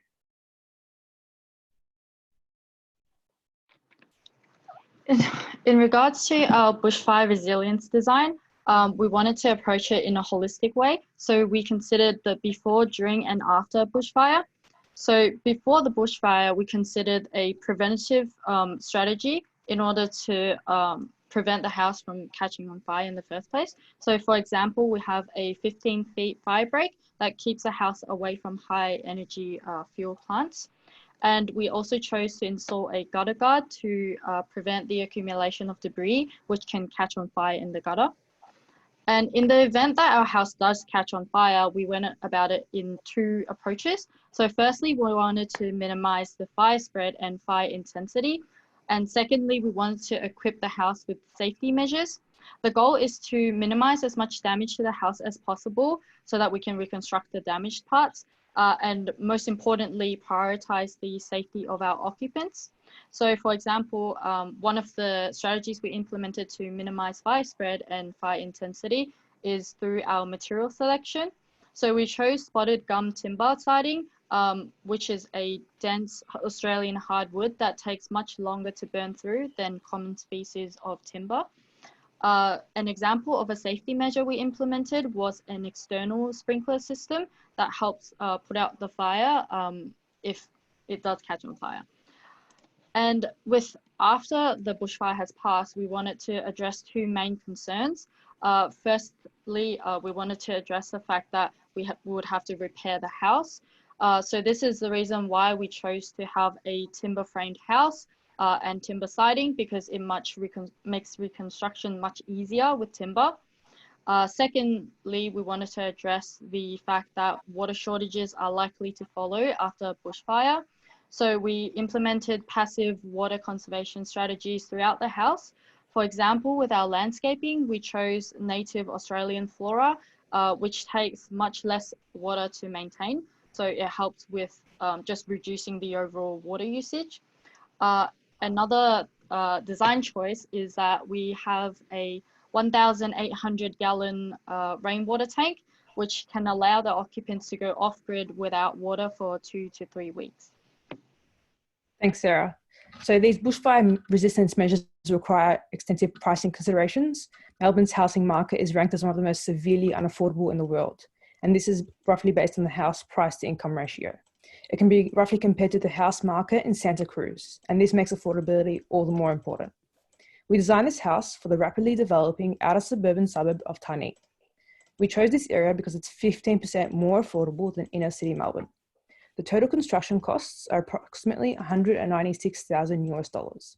This cost analysis is conservative and allows leeway for changes in material costing, utility pricing, and changes in the market over the years. Material and equipment selection was based on extensive research. We had to choose the best quality materials in our price range. We also sought to minimize maintenance costs by selecting durable materials. In conclusion, we've designed a resilient home for young families, one with net zero energy production, affordable pricing, and necessary fire resistance for an ever-changing climate. Thank you for allowing us to participate in this competition. It's been such an educational and rewarding experience, and we welcome any questions.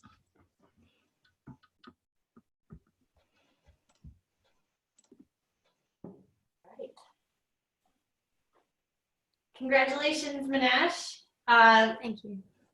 Thank you so much. Thank you for your design, and we appreciate your presentation. All right. It's great to see all these presentations in person. So our next team to present is in urban single family. This team is the University of British Columbia. As they get set up, we'll hang out for a minute. Here are our trophies that are being given away shortly. Can't wait to give them away. They are set up a little bit higher. All right, getting our teams going here. Again, this is the team in Urban Single Family Division competing for the Residential Grand Winner Award. And we will let the University of British Columbia go when they're ready.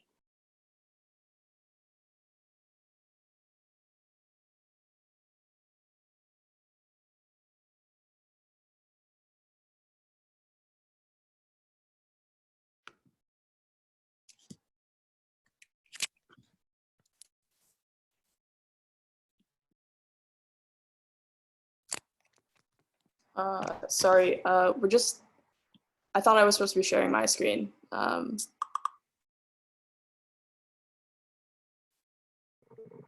Hi, we share the screen and you get to advance the slides. Okay. Great. And Zoe, we cannot hear you talking. Make sure you unmute yourself. We will try to unmute you. Thank you, attendees, for standing with us. This is quite the live event. There's always technical glitches in person, but live we get this too. All right, ready, UBC? Yes, can you hear me now? Yes, we can. Perfect. When you're ready to go. Thank you. Good afternoon, I'm Zoe, a member of Third Quadrant Design, and thank you so much for this opportunity. We are so honored to be here in our first year of competing. We would not have made it here without the support of our faculty, our wonderful team. And I'm not able to advance the slides. Sorry, the arrow keys are not working.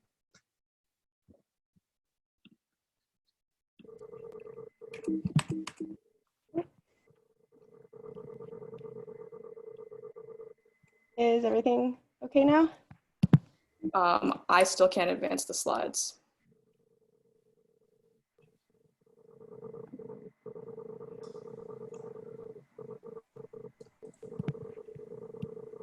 We are working on that. Just a second, please. Past attendee said try mouse click rather than arrows. Yeah, it's also not working. Okay. Maybe click on the screen first in Zoom. Yeah, I'm in Zoom and just clicking on our presentation.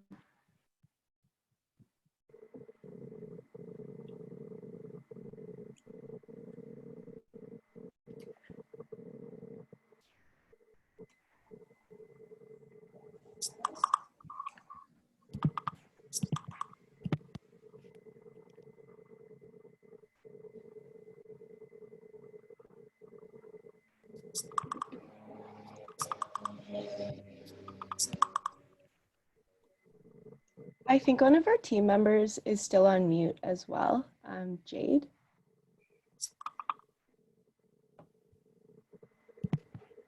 Okay. I think I might have it now. Yeah, I got it.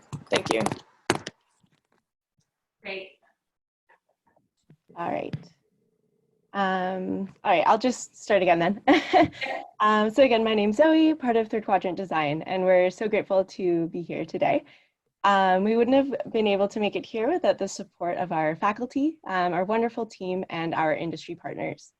We approached this competition with the goal of creating a structure that was innovative but realistic, a home that would respond to the reality of climate change, maintaining comfort and livability today as well as 50 years from now.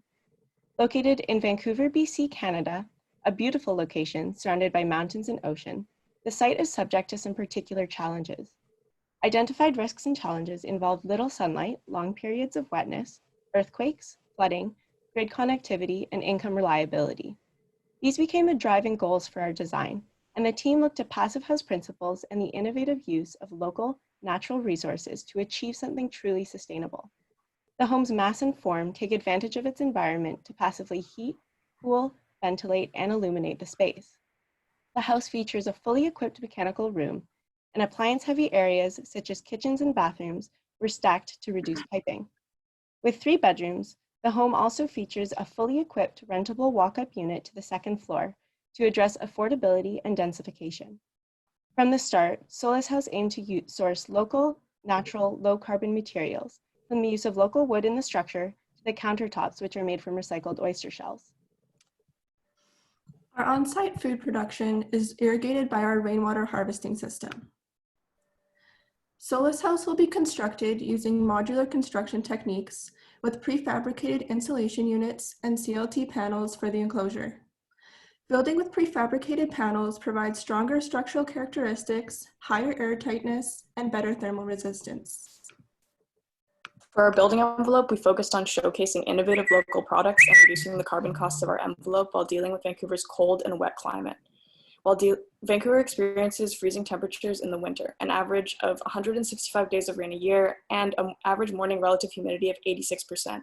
As a baseline, we use Passive House Canada standards to design an envelope and develop a system that is composed of 97.8% hyperlocal carbon sequestering wood products that can be sourced and manufactured within less than a 25-mile radius from our site.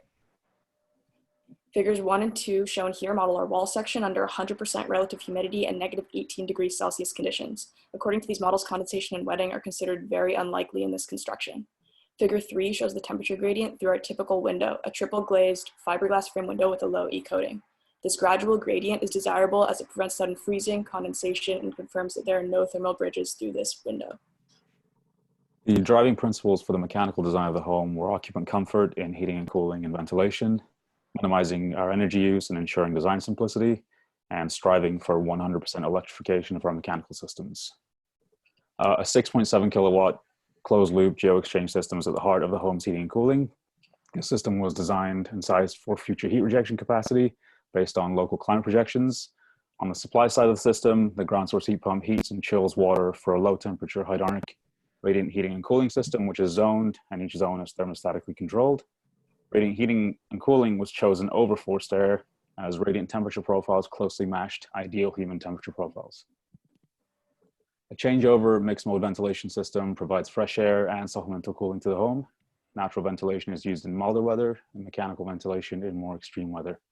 Mechanical ventilation is also driven by a ground-coupled energy recovery ventilator.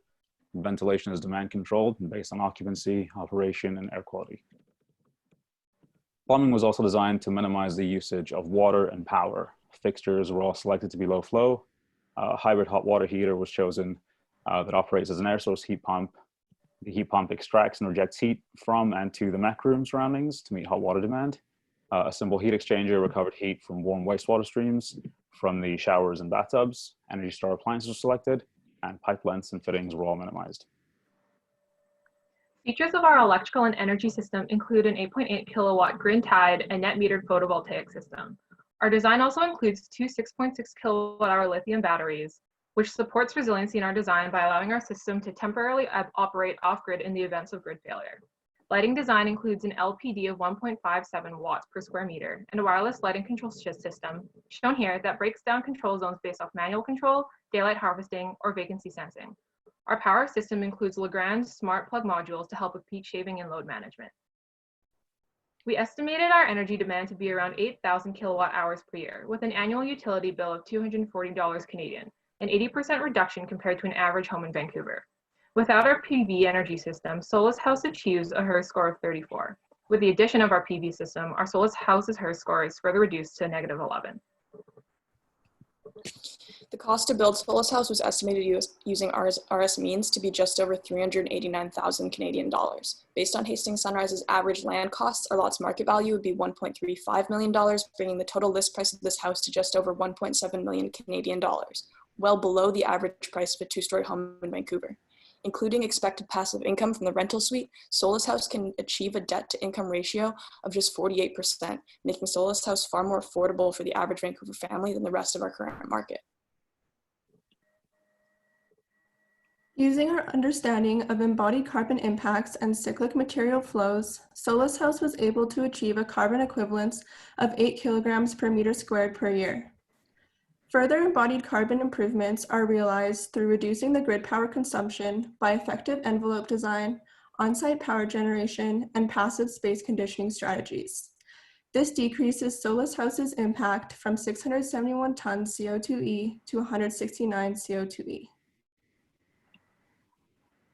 Solus House was designed to incorporate innovative and efficient solutions that are tangible, feasible, and scalable in today's high-performance building industry. Materials were selected that significantly reduced material waste and embodied carbon, whilst increasing energy performance and reusable materials. Locally sourced permeable pavement, core gravel technologies, and recyclable bubble deck foundation technology reduces concrete. Waste streams are repurposed through composite countertops made of oyster shells. Cross-laminated timber supports structural loads and seismic risks, while simultaneously reducing carbon emissions. Wood fiber insulation provides superior thermal performance with low carbon trade-offs. This house is designed to be self-sufficient, featuring on-site solar generation, allowing Solus House to meet net zero energy status. Additionally, on-site rainwater harvesting exceeds water consumption needs. This effectively decreases operation costs for occupants and increases the resilience of their home. The indoor greenhouse is vertically configured to significantly reduce the amount of water required to grow plants. Lastly, on-site food production provides resident independence, food security, and an opportunity for partnership with a local company to create a community farm on Solus House's site. All of these elements contribute to Solus House's quiet and unique presence within its Vancouver neighborhood, a small yet open, natural, and breathable living space that accommodates up to 5 residents. Finally, we'd like to reiterate how grateful we are to be here and thank everyone involved in the design challenge. It has been such a wonderful experience.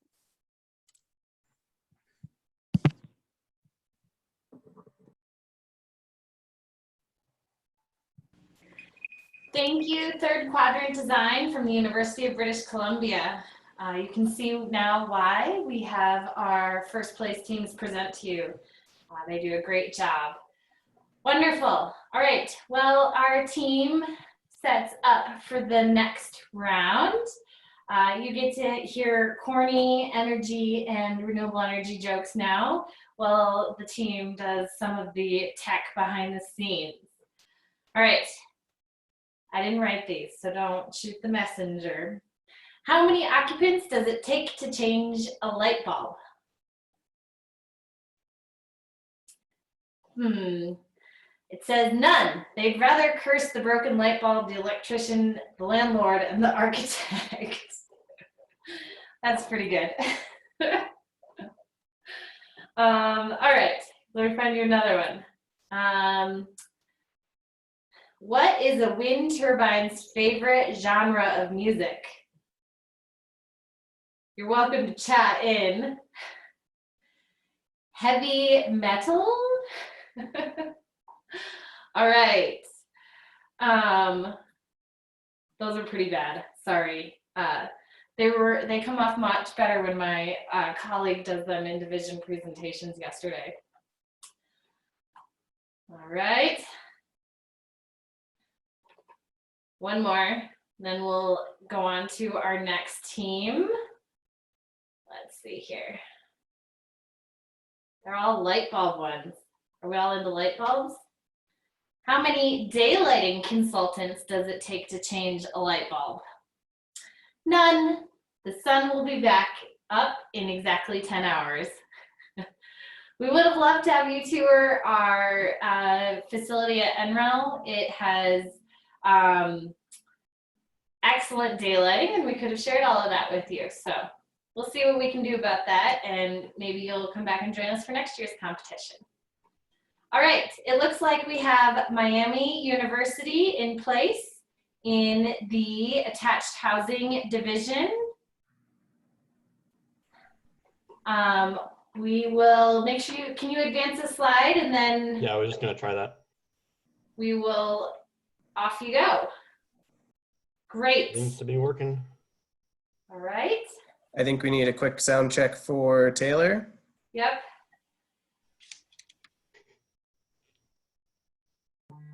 Okay, thank you. I can talk now. Justin too. Thank you for your patience, everyone. Justin, can you go ahead? Hello, yes. Can you hear me? Yep. Awesome. And Kylie. Hi. And Elliot. Hello. Great. All right. Thank you so much. When you're ready. Hello, everyone. We are Team Getting to Attached from Miami University. We've just introduced yourselves, and we're very happy to be representing our team here today, including faculty and industry partners. To fully understand our project, it's critical to understand the context in which we're working.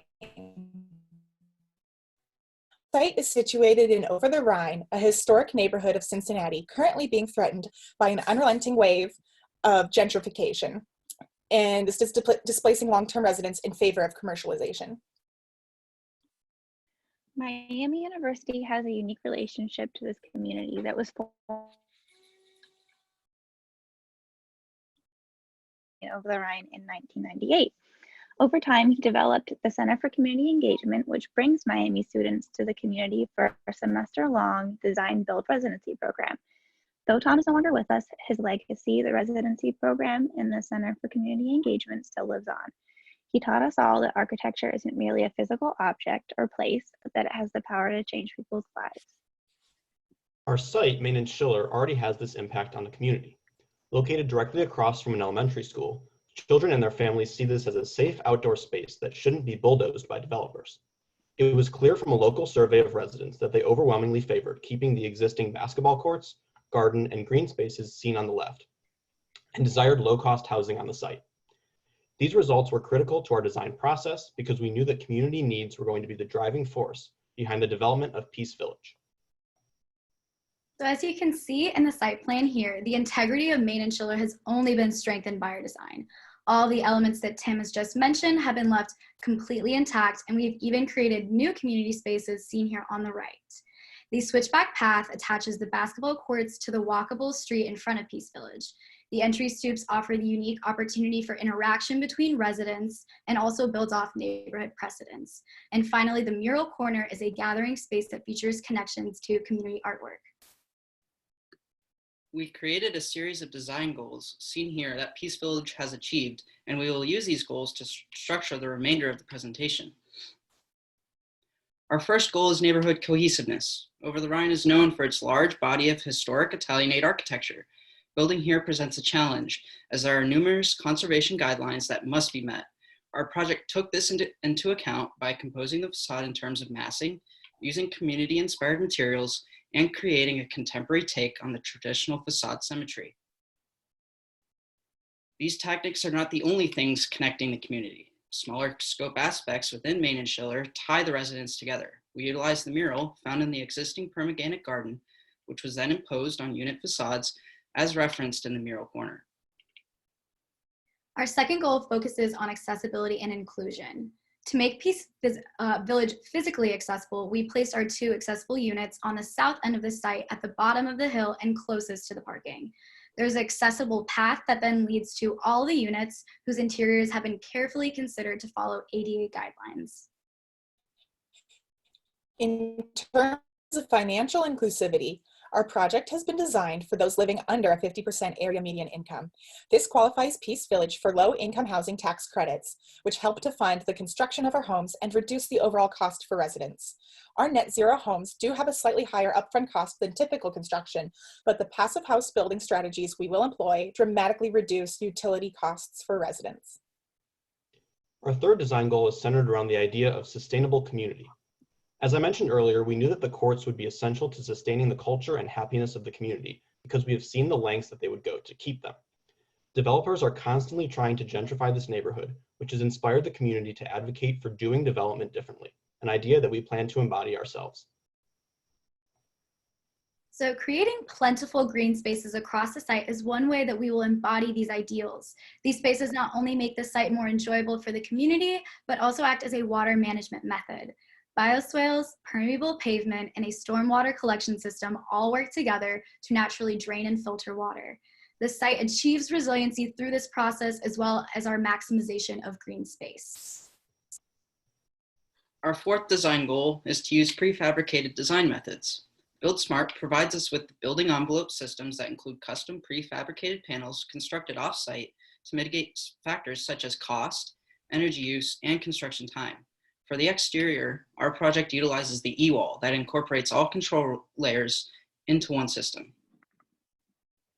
Efficiency is furthermore increased with the interior modularity of our unit types. In the diagram shown on the screen, you can see the 3-bedroom unit broken down into its modular components. The interior design of the units was greatly influenced by the context we are working in. For the first 4 living spaces, the 2 dominant design ideas were 1, reflecting the site's strong diagonal axis, and 2, translating the site's tiered zones of privacy and function into a delineating mode at the interior scale. There are many strategies that we use to ensure that the indoor environment was comfortable and healthy. First, materials were carefully selected with environmental quality in mind. Second, the homes can be naturally conditioned with cross ventilation. And lastly, unwanted noise was reduced through the use of a resilient channel, thick wall, material palette. Peace Village reduces site energy consumption by incorporating several smart technologies into our units, including smart plugs, blinds, and thermostats. These can all be monitored through our Peace Village app, which will serve not only as a hub for each homeowner's energy usage, but also as a community forum.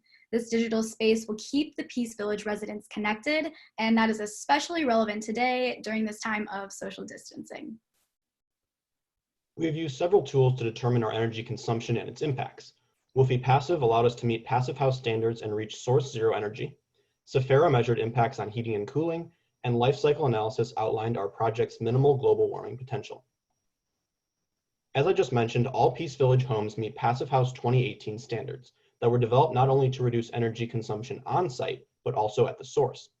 The Passive House building strategy consists of 5 core principles that you can see on the screen. And by integrating all of these into our project, we will achieve not only net zero, but source zero as well. Peace Village will serve as an example of how affordable housing can lead a larger movement towards reducing global source energy consumption. While Passive House minimizes the need for energy-controlled systems, renewable energy is used to fulfill any additional demand. A photovoltaic microgrid collects energy from the units and links them to a shared storage system. This allows for excess energy to be sent back to the grid, and financial savings are split evenly amongst the homes. The narrative you just heard was not fabricated for the sake of this competition. It's a real story with real people with real threats to their community. Recently, there has been talk that the city is slating Main and Schiller to go back out for bidding, which could be the turning point for the long-term growth of the community. Because of this, some members of the team, myself included, have decided to conduct an independent studio at Over the Rhine next fall, which will allow us to gain more firsthand experience with community members and push this project to actually be built in the future. Residents of Over the Rhine have been silenced for too long, and now it's time for their voices to be heard. Thank you.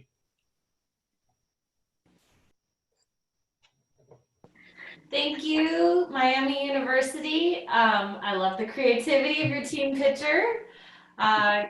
Great job. Thank you. Okay, that concludes our residential division presentations. As we set up for the start of the commercial division presentations for mixed-use multifamily, we'll get everything set there. I hope you find these valuable, our attendees find these valuable. It's great to hear our first place teams interacting and hearing what made them a first place team. So great presentation skills across the board. All right. We have in mixed use multifamily the team from the University of Arizona.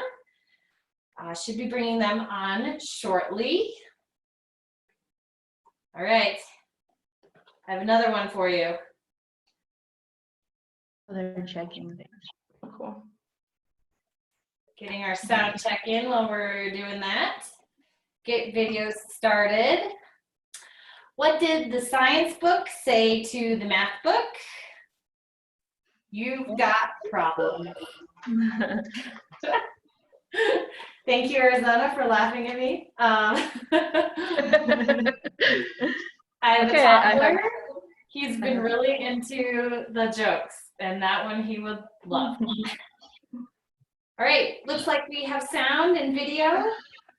So when you're ready to go, we have the mixed use multifamily division. Thank you, guys.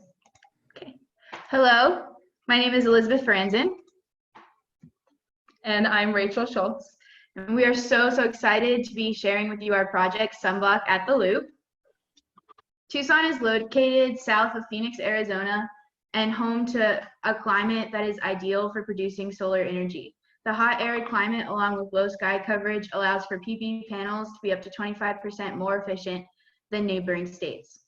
However, Tucson is faced with familiar challenges of grid stress, represented by the duck curve, and the challenges of implementing sustainable practices in sprawled cities. Our site is an overpaved, low-density commercial lot that represents the typical commercial lot in Tucson, resulting in a city that suffers from temporary floods during our monsoon season, a lack of walkability, and an underutilized transit system. The Sunblock District Energy System is being introduced into the Myers neighborhood. The Myers neighborhood is in the 85711 zip code, one of the poorest zip codes in Tucson, Arizona.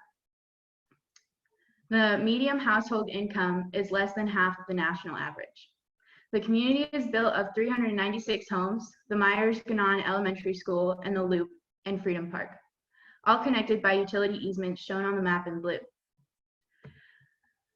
Understanding Tucson's unsustainable growth patterns, of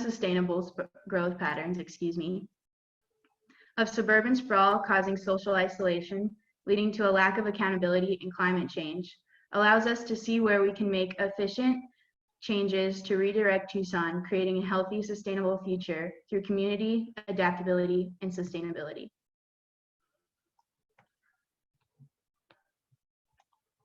Each of these categories has a unique relationship with each other, creating a system where each component affects the rest of the project. By viewing each category as a part of a whole, we can maximize the benefits of each part to create a better whole. In combination with the district energy system, Sunblock is proposing an innovative growth template for low-density cities and suburbs. The proposed template guides builders and designers in creating healthy, sustainable environments, while also allowing for flexibility for each project to create a unique identity. The Loop aims to be the first step towards a healthy, sustainable Tucson. Each component of the Loop is designed to uplift the Myers community. A retrofitted strip mall and a new build along the southern edge of the site creates a complex built mainly of wood and natural materials, providing healthy living. The Sunblock Energy District System proposes using the excess solar energy produced during the middle of the day when it is least needed to heat or chill water that is then stored and used to condition neighboring houses.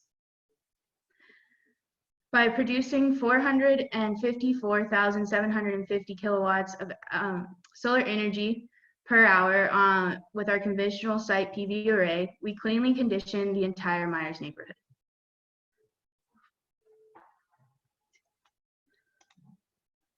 Balanced ventilation is an important part of unit design and duct planning. Within each unit, individual ERVs supply air in bedrooms and living rooms and exhaust from kitchens and bathrooms. In our commercial spaces, the same goal of balanced ventilation is met with creative strategies. For example, in the office space, supply ducts run under a raised platform and air is exhausted near the ceiling, creating a natural convection loop.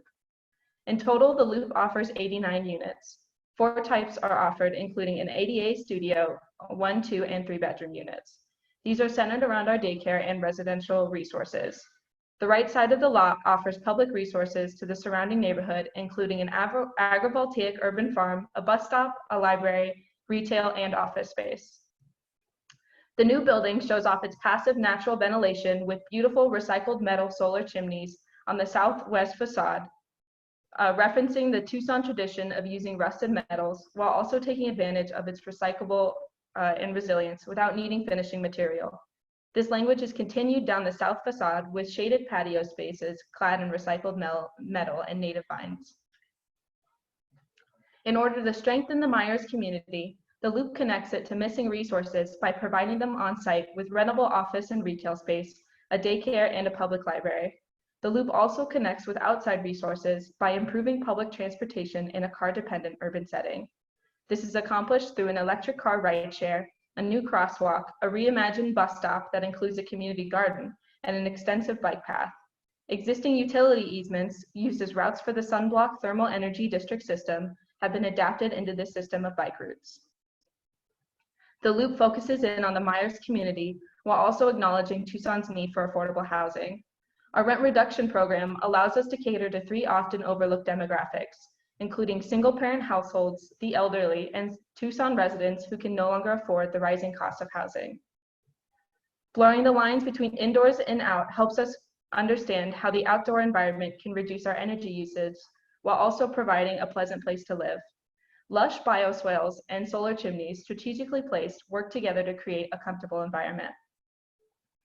Within each unit, design choices like VOC-free and natural building materials, daylight and balanced ventilation, along with natural ventilation, come together to create a comfortable indoor environment for residents. Operations are an essential part of the Loop's success as a unified community. It's where the Loop fosters a relationship with residents. Our In the Loop app is a tool to empower residents with comprehensive data about energy use and indoor air quality. Each resident's energy profile is unique to them and gives personalized feedback based on their lifestyle. With this data, the Loop can become a tool for the future of sustainable design. The Loop is financially feasible and affordable. A unique ownership profile puts residents in charge of the Loop, keeping financials focused on our goals and putting those motivated to develop the Loop in a place of leadership. Cost of construction is low, and this, along with membership fees, along with market rate residents, make affordable housing possible. Monthly utility rates are low thanks to Sunblock, which averages only $100 a month for gas and electricity. Resilience is created through climate-based material choices and landscaping that reduces floods, reducing pollutants, and recharging the water table. Sunblock allows the Loop to constantly provide a comfortable environment even in the event of a blackout or grid failure, and preparing for climate change 60 years into the future through WUFI energy modeling, confirming the Loop will always be running at BS Plus 2018 standards. By understanding that no one component is enough to ensure a sustainable future, the Loop operates as an interconnected system. Aiming to break the current unsustainable suburban growth cycle, this is achieved through empowering the individual, influencing the community, and becoming not only Tucson's new growth pattern, but a blueprint for sustainable suburban growth around the world.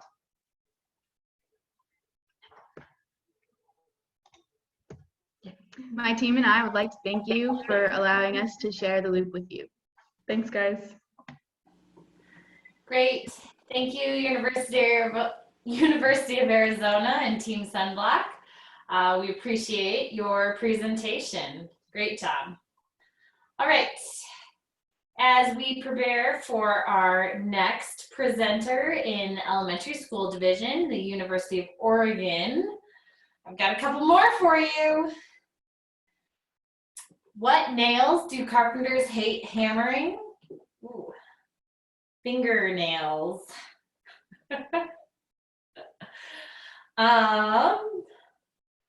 Hopefully we'll get my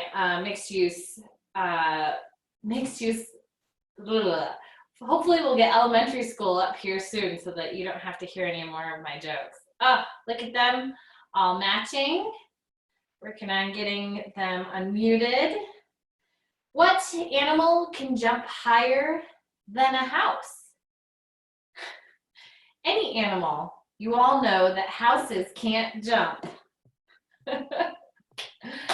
Okay, you only have one more round of terrible jokes to get us through. Sound check? Test. Yep. Is this fine? Yes, Okay. David. Catherine. Yeah. Okay. Danielle? Okay. Can you hear me now? Yes. Yay. Okay. And can we advance the slide one? Yep. Great. When your team is ready. Awesome. Great. Welcome to Little Dipper Elementary. I'm Garrett. I'm Catherine. I'm David. And I'm Danielle. We are so excited to be here and could not have done so without the support of our professor, Ihab El-Zayati, and colleagues at the University of Oregon. Climate change, border injustice, overconsumption. These seemingly incomprehensible issues humanity faces must be taught to children as they become the next stewards of the environment. Little Dipper Elementary acts as an interactive climate exploratorium where complex global challenges are broken down into kid-sized interactive exercises. The architecture is simplified, acting as a neutral field for these intentionally designed and integrated learning features. The heart of this project resides within the desire to create fun, interactive moments for children to be inspired to engage with their environment and their community. The school achieves a net EUI of -10 through 3 main strategies: minimizing conditioned space, utilizing passive systems, as well as simplified construction, material use, and operations. But this project asks more than just how a building can be cost-effective while producing as much or more energy than it uses. It asks, how can design inspire children to be responsible stewards of their environment, ecosystem, and community? Little Dipper Elementary is situated between Mexico and the United States in Tecate, California, where a hard line stretches over 1,900 miles, dividing countries, cities, ecologies, and even families. The demographic and spatial environment of the two cities are incredibly different, but nonetheless, the two cities are far from independent of each other, with a majority of students coming daily over the border from Mexico. Situated in this complex social context, we ask, how can design teach children about global challenges? Through intentionally designed, kid-sized, interactive learning moments highlighted against a neutral field, the school provides opportunities to understand big concepts. As architecture and form take a back seat, climate systems and interactive objects become drivers of student education at all scales. One of our driving concepts, inhabitable thresholds, suggests that barriers do not have to separate, but can be utilized for the benefit of occupants. Visual connectivity between spaces, lack of corridors, and open gathering spaces stem from this concept. The heart of this project resides within the desire to create fun, interactive moments for children to be inspired to engage with the environment around them. The community cluster on the left serves as the prominent face and entry of the site. As students, faculty, and community members enter, the center core welcomes them and the lobby provides a place to wait. On the right, 4 classrooms create micro-communities of students and staff. The classroom itself becomes a home base for intentional learning with environmental systems integrated into their curriculum. Craft Center is a place for students to paint and play, and the climbable pink mound provides a great place to read. In the library, students and staff interact with scattered blue bookshelves. Pink reading rooms dance under HVAC ducting and fabric clouds diffuse daylight. In the gym, yellow sliding panels are pushed open and students prepare the elevated music room for a performance. In the classroom cluster, learning moments take the form of interactive and functional objects. Students of similar grades share a panelized pinup wall and exchange ideas. Students garden together and roll back the courtyard shading device in good weather. A central courtyard is both the main entry into the cluster and a gathering place. And a mound with a unique identifier acts as a landmark, giving each cluster an identity. Students also engage in the school's operations on a deep level. Through playful switches, students cycle through climate modes in the classroom with indicators letting them know what the wind is doing, what temperature it is outside, and how much solar radiation is available. Student participation in daily maintenance and operations actually accounts for one of our biggest saving strategies, but each user group has a part to play in reinforcing the message of stewardship and creating an environment where students can easily maintain and operate their learning spaces. With the help of RS Means, we estimate that the school would cost around $150 per square foot, meaning that this innovative school could be built for equal to or less than the average elementary school in the United States. We were able to achieve this figure by using low-cost, durable industrial materials, which can be sourced locally. We also developed a prefabrication system that generates savings from off-site labor and material waste reduction. We imagine a catalog of parts where clients are able to select from standardized classroom components like walls, windows, and roof elements, while add-ons such as pavilions with infill panels provide customization. This system could allow for easy phasing of projects or future expansion.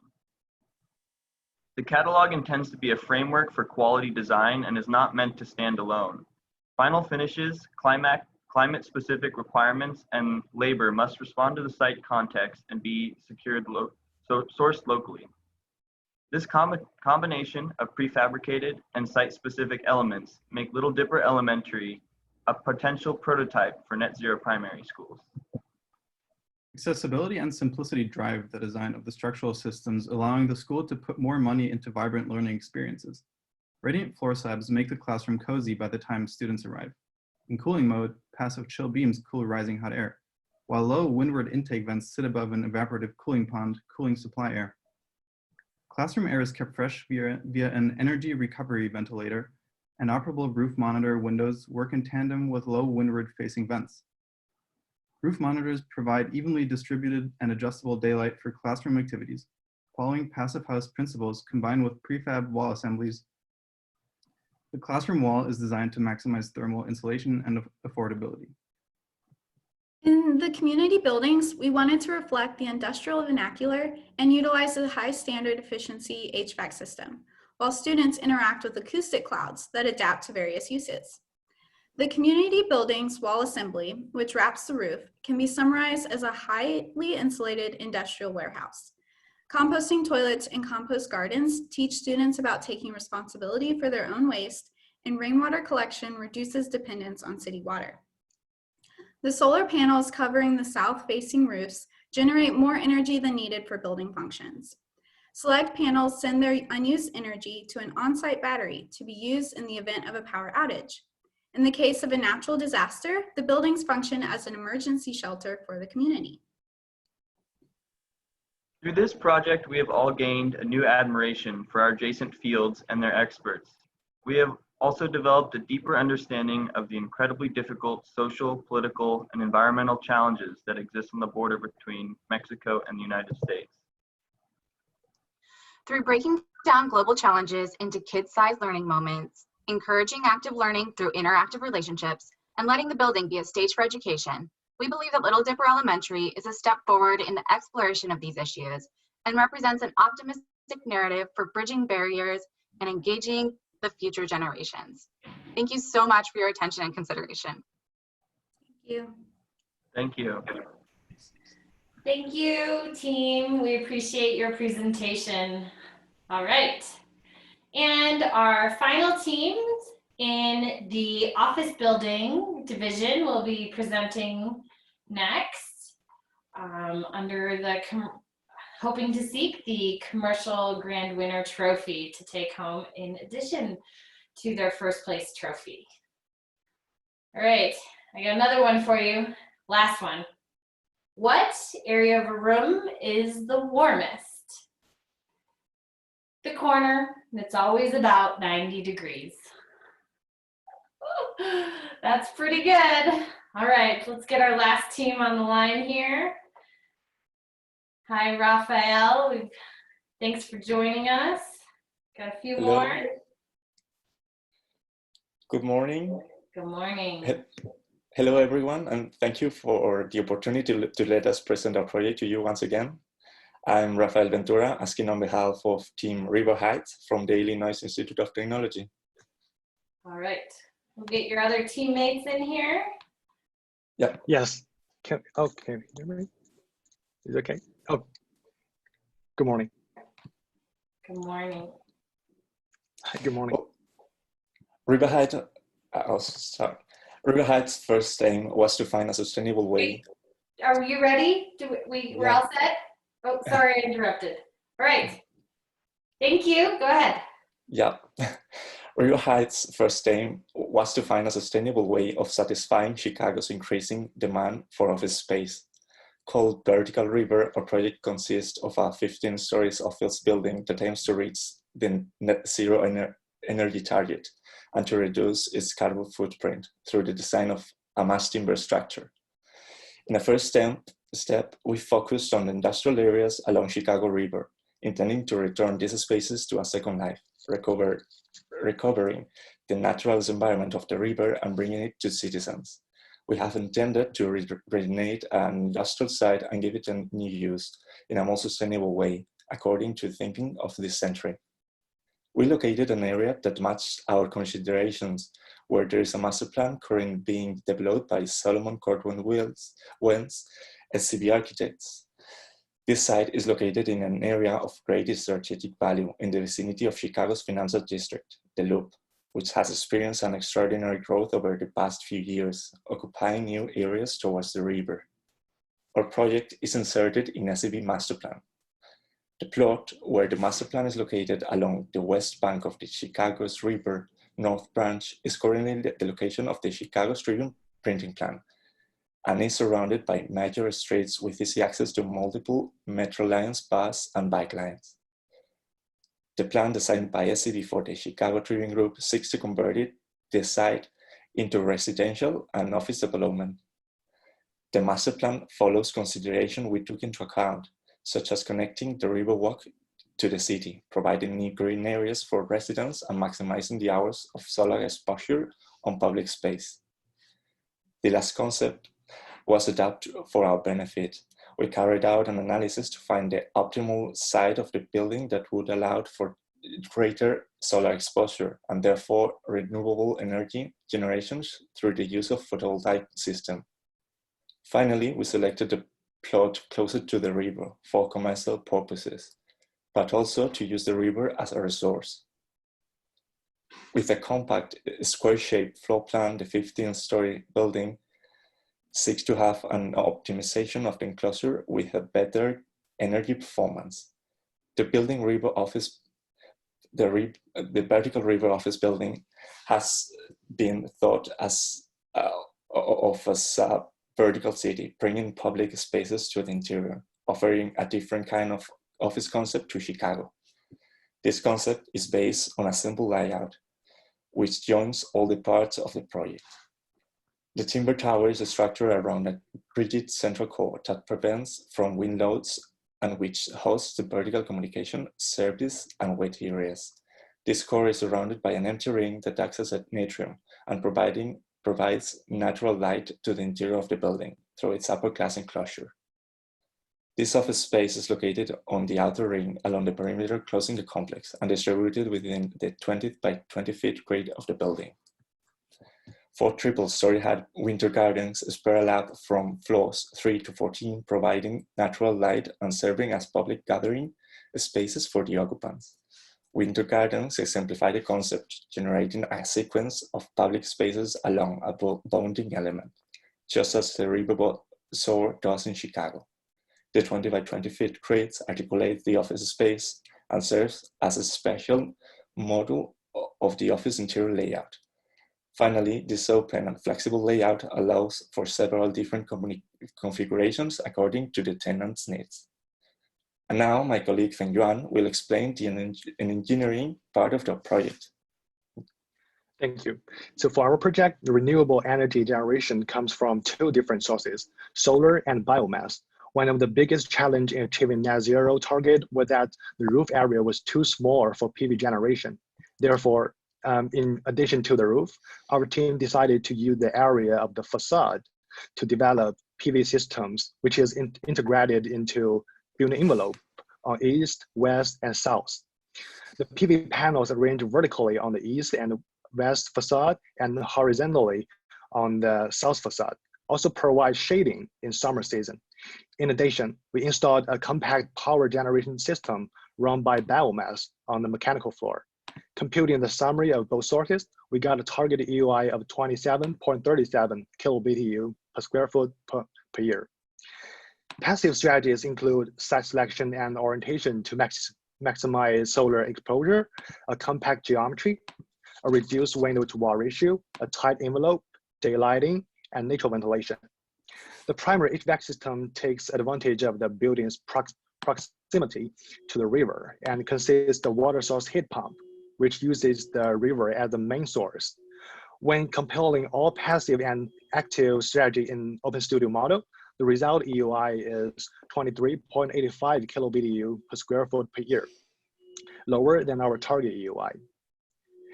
In regarding to building envelope, the wall is double facade assembly, which contains a sandwich panel of OSB, a continuous radius stone wool board, a continuous water membrane, a continuous air barrier, a composite cladding, and high-efficient double pane glasses. Once we had the structure, the envelope and main system are defined, we were able to perform its life cycle analysis.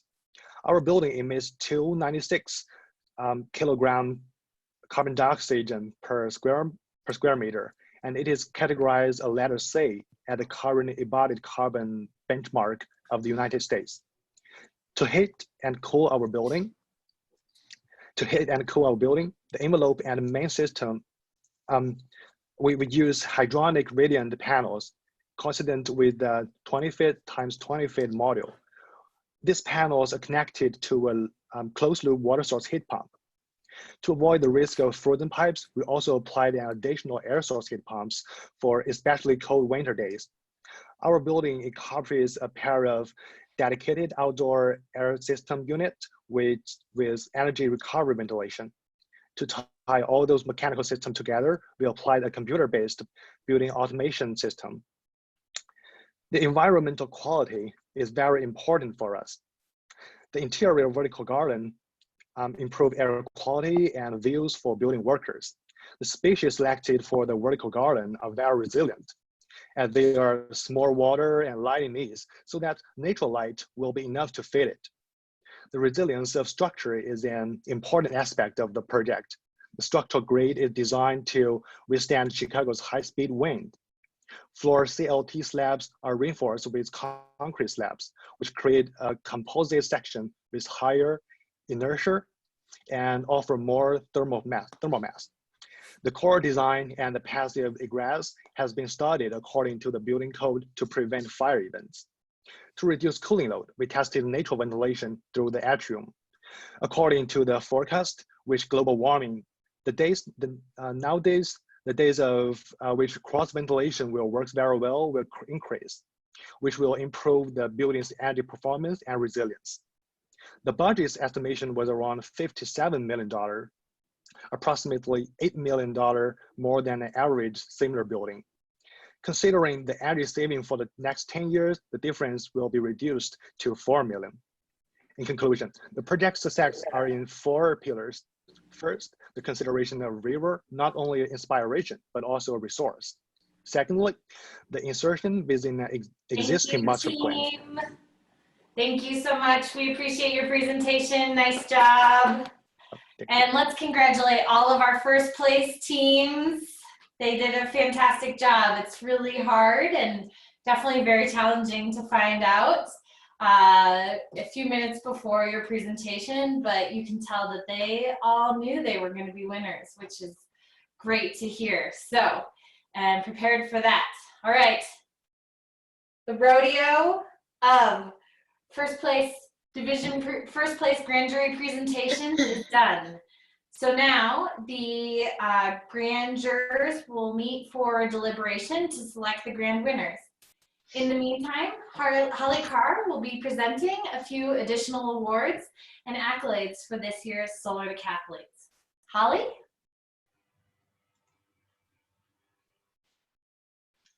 Hi there, Rachel. Are y'all able to see me? We sure can. All right. Okay. Thanks a lot, Rachel.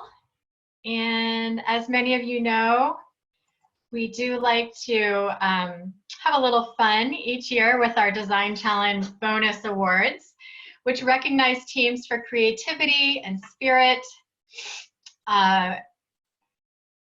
in our bonus awards beyond your regular competition deliverables. So for the Best Team Spirit Award during Design Challenge weekend, our Team Fashionista Award goes to SUNY ESF and Syracuse University in the Mixed Use Multifamily Division. I'll just say that certificates for these awards will come to you in the mail. Everything is coming in the mail this time, so look out for those.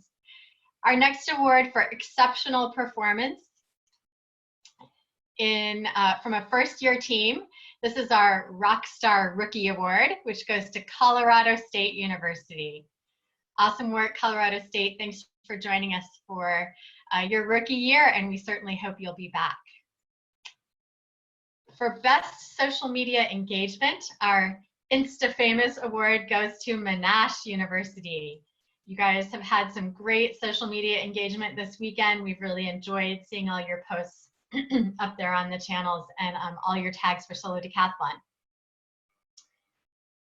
For excellence in industry engagement, we have our Smooth Operator Industry Engagement Award, which goes to Washington Alexandria Architecture Center of Virginia Tech University.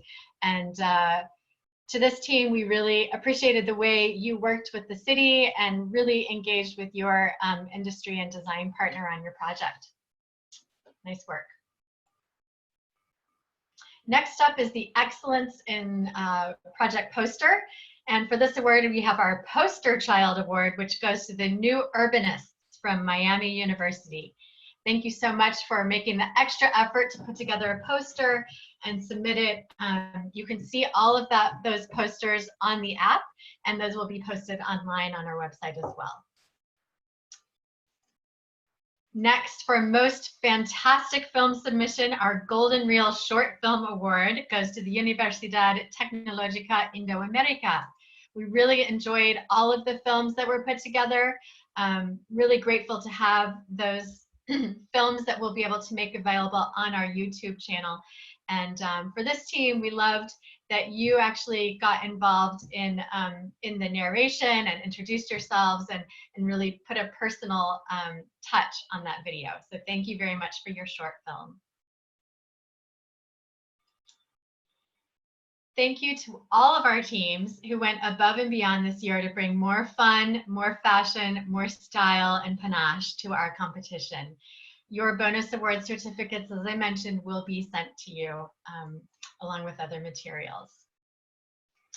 So now I'd like to introduce you to another Holly, Holly Emerson from our host sponsor, Mitsubishi Train.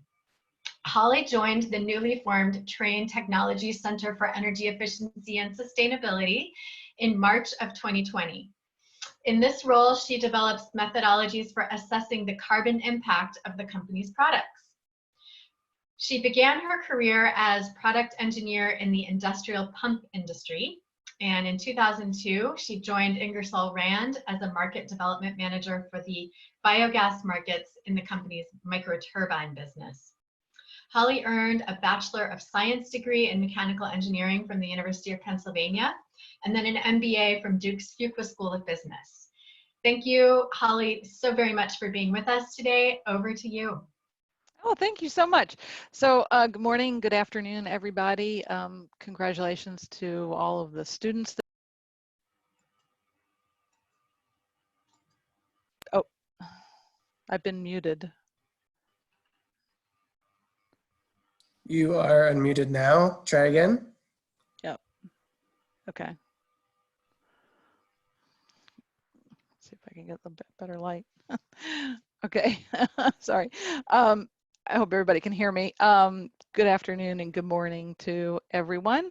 And congratulations to all the students that have participated in this competition, which has been going on for quite a while. And as Ingersoll Rand, we've participated over the years in varying degrees. It's really important work, as innovation in the built environment is so important, as you've heard from the speakers, for reducing carbon emissions and decarbonizing our economy. So I'd like to talk a little bit about our company, Trane Technologies. We actually recently separated from Ingersoll Rand and are now Trane Technologies, which is a $13 billion pure play global climate innovation company. Our brands include Trane, which you are probably everybody's probably familiar with, which manufactures and provides solutions for the commercial and residential HVAC markets globally, and Thermo King, which is our global refrigerated transport business, transporting food and perishables around the world. So we're really, in this, as a pure play climate company, we're really at this intersection of decarbonization and equitable cooling, access to food, these issues that really are confronting globally our society.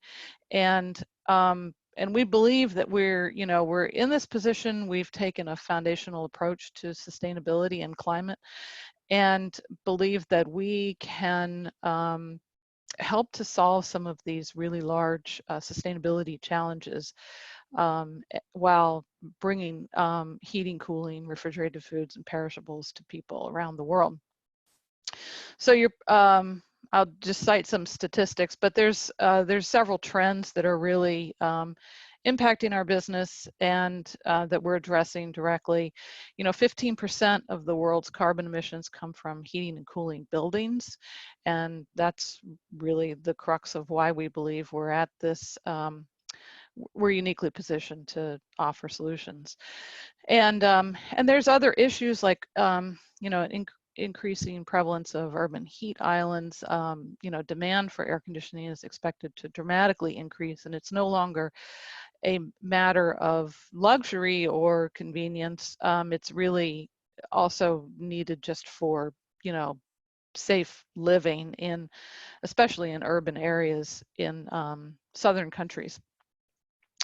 And then there's also issues around environmental justice and access to cooling, which we're also committed to helping solve. As their investments in renewables accelerate, are marginalized communities impacted more through more expensive electricity or more expensive cooling. The buildings that a lot of urban buildings are not as energy efficient as they could be, obviously, and typically it's the older buildings that lack the efficiencies, and as a result, energy costs are higher for these buildings. So environmental justice is a very serious issue that's, I think, going to grow in importance a lot over the next couple years.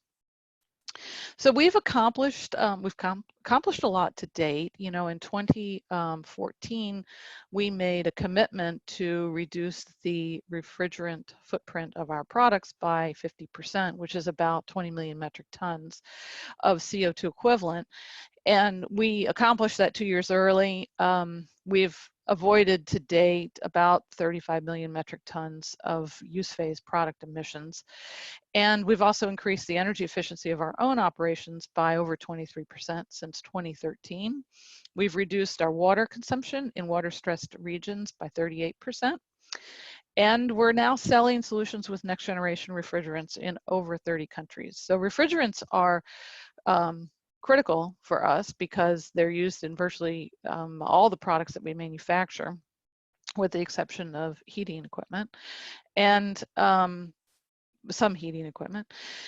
And so we've been actively involved in Kigali and the Montreal Protocol and the climate talks to advocate for advanced solutions for refrigerants and refrigerant technologies. And we've also committed to fully transition out of high GWP refrigerants by 2030. Some of our commitments going forward, we set new 2030 commitments in June of last year. We've committed to be carbon neutral in our operations. We've committed to avoid a gigaton of emissions by 2030, and those are customer emissions. So when you think about a building envelope, nothing strange or for anybody on in this audience, the emissions resulting from the building envelope and the potential savings are much greater than that of just the equipment. And so if we look at holistic solutions, you know, with lighting and controls and downsizing equipment, better circulation, we believe that we can attain much greater emission reductions than just by increasing the energy efficiency of our equipment alone. We also want to do that by designing with circularity in mind. Although we've done a significant number of LCAs on our products, we've determined that 90% of the carbon footprint of our products is from the use of energy during its life cycle, during its use phase. So when we still have to define as a company what we mean by circularity, because it really means different things to different companies depending on where you are in the value chain. And but we believe that it's really important to understand how resources are used, what inputs go into the system, what are the outputs, how can we make this more sustainable over time. And we've also committed to increasing access to cooling and fresh food. So Project Drawdown, many of you are probably familiar with this, has estimated that 57 gigatons of avoided emissions can be realized from better refrigerant management, and up to 50 gigatons of emissions, CO2 equivalent, can be avoided by transitioning to alternative emissions. So I already referenced our commitment that we made to transitioning out of high GWP refrigerants. And we anticipate that that transition by 2030 will result in 50 million metric tons of avoided emissions total since 2013. And we've also looked at opportunities to reduce the venting of emissions, which has been estimated at, actually, I don't know the statistic, but there are a large number of refrigerants that are vented when they should be captured and either recycled or destroyed. And so we're looking at solutions to incentivize the capture of refrigerants and either recycle them or destroy them and generate offsets from that. So we're also considering, you know, we're investing in technologies that are helping to electrify the economy, really on the heating side. So there still aren't really good solutions for heating in really cold climates. And so we're developing technologies to address that. And we're also developing technologies that enable a transition to that. So that may be through dual fuel options or electric options. But we also have a business that sells thermal energy storage solutions, which is a form of energy storage, which I believe one of the submissions in the design challenge referenced this technology. And really it can be used to balance out the grid. It can be used to minimize costs and really downsize equipment in the building envelope. We've seen dramatic reductions in energy consumption requirements just by looking at the building solution holistically using thermal energy storage. And we're also looking at net zero emission buildings in the residential sector. So looking at it, when you consider electrification, everybody talks about decarbonization, and really that is electrifying everything and then decarbonizing the grid. And that's how we expect to reduce our emissions. I think that Ed referenced the charts in his keynote address that really talked about this. So we've also invested in renewable energy. We've committed to the climate group's RE100 initiative, which is 100% renewable energy, and we've committed to achieve that by 2040. And we've already invested in a 22 megawatt wind farm in Texas, and we expect to sign another contract for a virtual PPA by the end of this year. So that's a financial transaction where we receive the renewable energy credits and offset our emissions from the use of electricity. But we've also invested in on-site solar at 3 of our locations, New Jersey, South Carolina, and Taichung, China. We are arbitraging the RECs in the US, which is fairly common because they're quite valuable and it's helping to finance the project. But in Taichung, for instance, it's a direct claim to the renewable energy. So we'll continue to invest in renewable energy and to facilitate a decarbonization of the grid. REBA, the Renewable Energy Buyers Alliance, tracks corporate buyer contracts, and in 2019, 11.2 gigawatts of virtual PPA renewable energy deals were signed, which is a record and much higher than expected. So we see that as you know, a significant mechanism for reducing our emissions and contributing to a decarbonized grid. So I just want to end with a note on the trades. So I know I'm speaking to college students, but I feel compelled to say that when we look at innovation across the building sector, we can't lose sight of investment in the trades. And by that, I mean the electricians, the plumbers, the HVAC technicians, the wind turbine technicians that are really a critical link to a decarbonized economy. You know, in the HVAC sector alone, over the next 10 years, most of the existing workforce, the technicians, are expected to retire. And in that same time frame, the demand for HVAC technicians is expected to increase by 13%. So I think just investing, changing the dialogue on trades and the value that they provide is really important, I think, for a successful transition to a zero carbon economy. And that's where I will end. Thank you very much.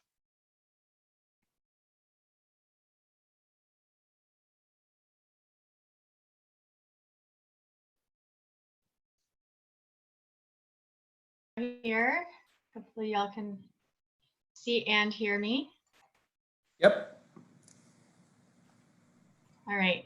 Well, thank you so much, Holly, for sharing your thoughts on these trends in equitable heating, cooling, and refrigeration, and especially in Mitsubishi Train's commitment in this space. Our speakers are giving us a lot to think about today, and our next speaker will do the same. She's going to give you even more to consider personally in your careers. Next up, we have Joan Glickman joining us from Bethesda, Maryland. Joan is the Acting Program Manager of the Residential Buildings Integration Group at the U.S. Department of Energy. She previously managed the Energy Department's Home Energy Score, which provides consumers with a better understanding of their home's energy performance. Joan joined the Department of Energy in the EERE office in 1997 and has held a variety of positions there, including Deputy Director of the Federal Energy Management Program. Decathletes, today Joan brings you some practical suggestions as you complete this competition and contemplate your careers. Be sure to type in questions to Joan using the Q&A function on your screen. And Joan, I'm going to send it over to you. Thank you. Okay, excellent. I am not all that great at technology, so hopefully you can see me now. I cannot see myself, which is actually kind of good. So can you guys see me, Holly? Yep, you sure Okay, can. excellent. Okay, great. So, okay, listen up. I saw a lot of beds in the background, so if you're lying down, please get up and jump around so you can hear my amazing advice. I tend to be very funny in person. I'm not sure that I'm that funny in my own study here because I can't tell how much you're laughing, but I'm just going to pretend that you're laughing hysterically, as I'm sure my children would if they heard me right now. Okay, so I don't get to talk in front of students that often. So a couple of years ago, I was told to sort of talk about what I did a couple of years ago, which was I gave advice to the students about what it would be like if they were looking for a job, which I'm guessing many of you are, and what I look for when I'm hiring people. And I also think about the fact that you guys are probably in your early 20s or around there. And I have a 20-year-old and a 17-year-old, and they do not like to listen to my advice. So I feel particularly excited that I get 1,000 students approximately to hear me out. So I'm going to talk fast, and here are my words of wisdom, or whatever you want to call them. Okay, I tried to put them all in the letter C so that you could remember them quickly and clearly. Okay, you guys are already experts at this, but nevertheless, you can always improve. Communication. When I hire people, I look at their writing samples and I look at how they speak. I listen to how they speak. And you can always improve. I know it gets scary to talk in public. It gets scary to talk to people who you think know more than you or whatever, but it doesn't matter. You just have to practice, whether it's writing, you can get better. It's like riding a bike. You will get better if you write more. And if you speak more in public, you will also get better at it. But communication is a two-way street. So you really need to listen. Listen to your colleagues, listen to people above you, below you, next to you. Because if you listen intently, you will become a better individual and certainly a better contributor to your work and your personal environment. Collaborate is the second C.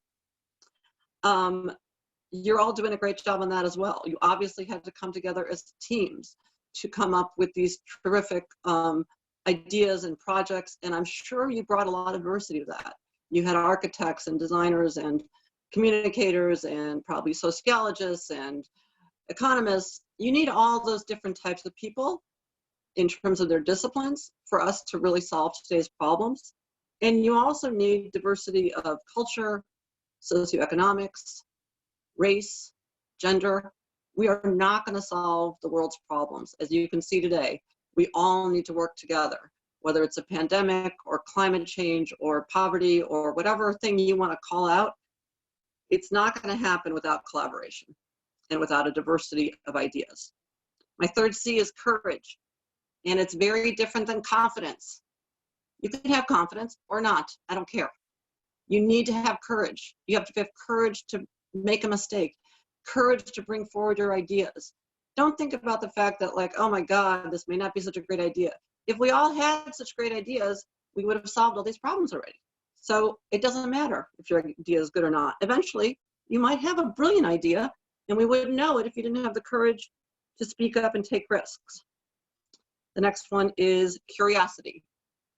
And this one is probably as important. I mean, they're all pretty important, but curiosity about the world. And I know it's not a good time to travel right now, so you're going to have to hold on my advice on this one for a year or two or however long it takes, but go and travel. Go around the world. Go to places you wouldn't necessarily have dreamt about going. See how other people live. See what they're thinking, what challenges they face, what solutions they've come up with. It is the best way to learn.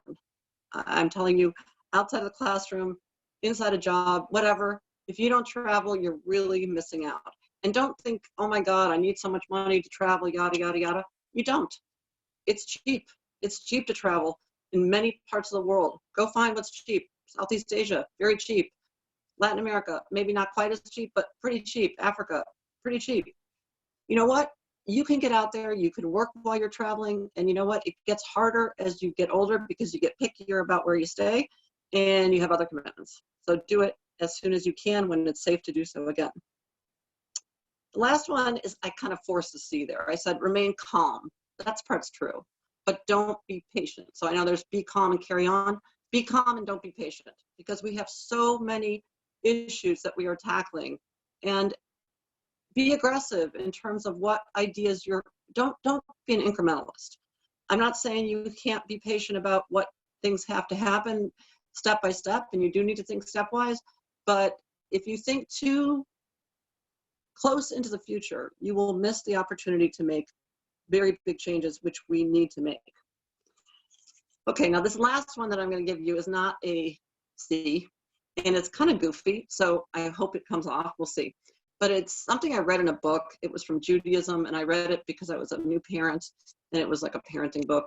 Anyway, so there's this story that some rabbi in the 1700s came up with this idea, and he said, you know, take 2 pieces of paper and put 1 in each pocket. And on one piece of paper say, I am the center of the world was made for me. And in the other pocket say, I am but a speck of dust.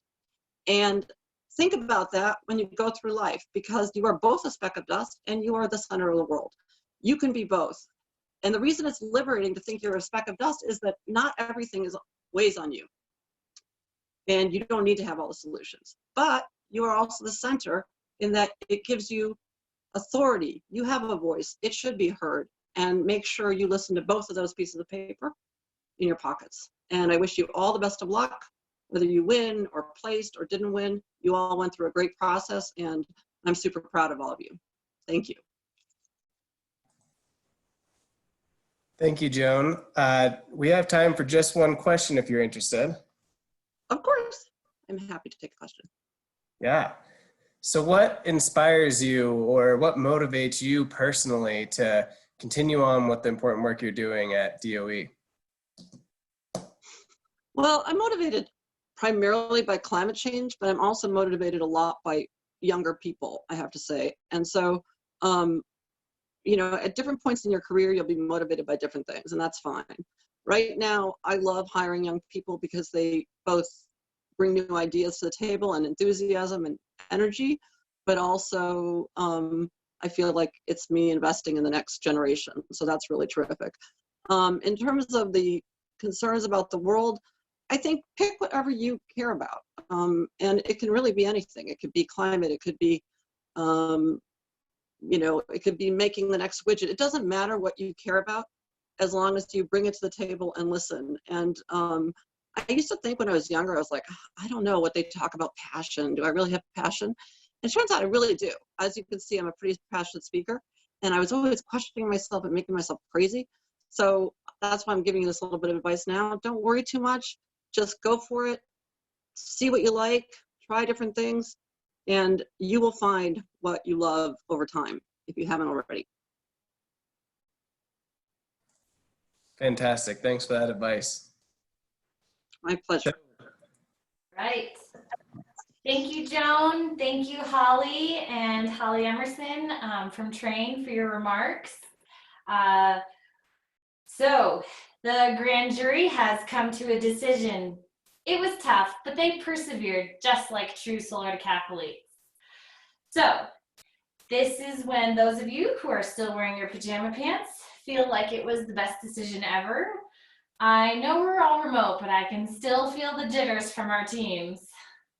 So, this very heavy trophy for the 2020 residential divisions, the residential grand winner handled the topology very well, developed thoughtful solutions to complicated issues, and incorporated local art in their design. Let's celebrate the team getting to attached from Miami University. Congratulations, team. You have 2 trophies to take home. At this time, we'd like to invite the team leader to virtually accept this award with 1 minute of remarks. Please raise your hand, or maybe you've already been raised to give these remarks.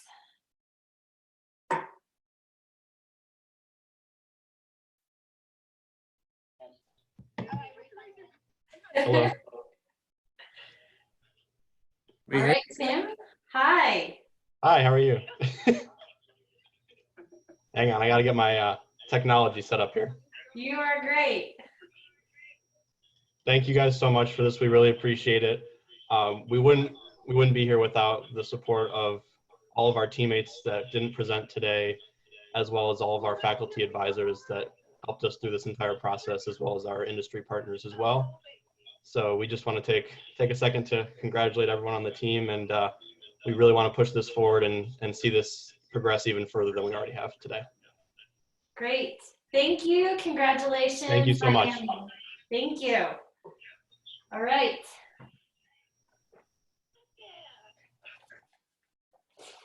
That was awesome.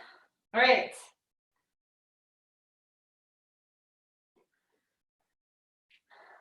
One more trophy to give away today. All right, for the 2020 commercial divisions. And this large trophy, these are very hard, the stone here is quite heavy. The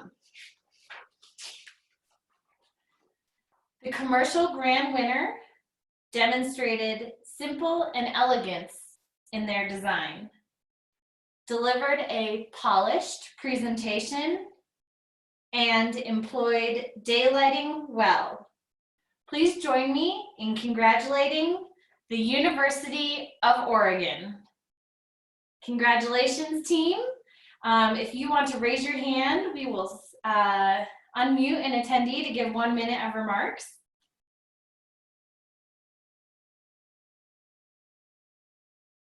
Great job, teams. Getting a couple trophies to take home. Let's see here. Congratulations, team from the University of Oregon.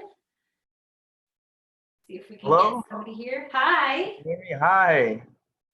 Wow. Thank you so much. This is an amazing honor.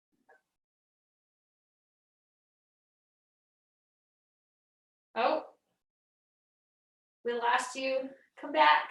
That was great to hear from you. Uh-oh. Here we go.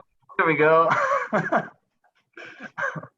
And Catherine's here with me. Whoops, sorry. No, it's great. Wow, this is amazing. Thank you so much. This was an incredible journey.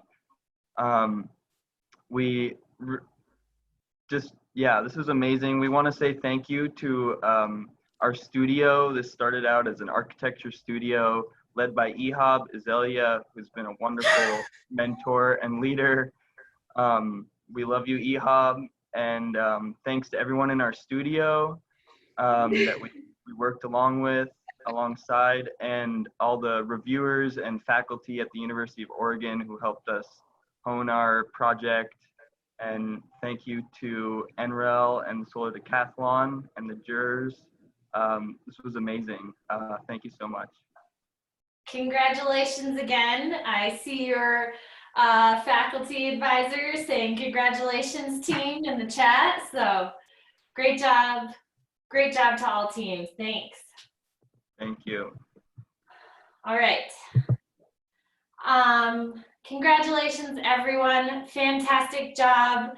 And I will turn it over to Holly for some remarks.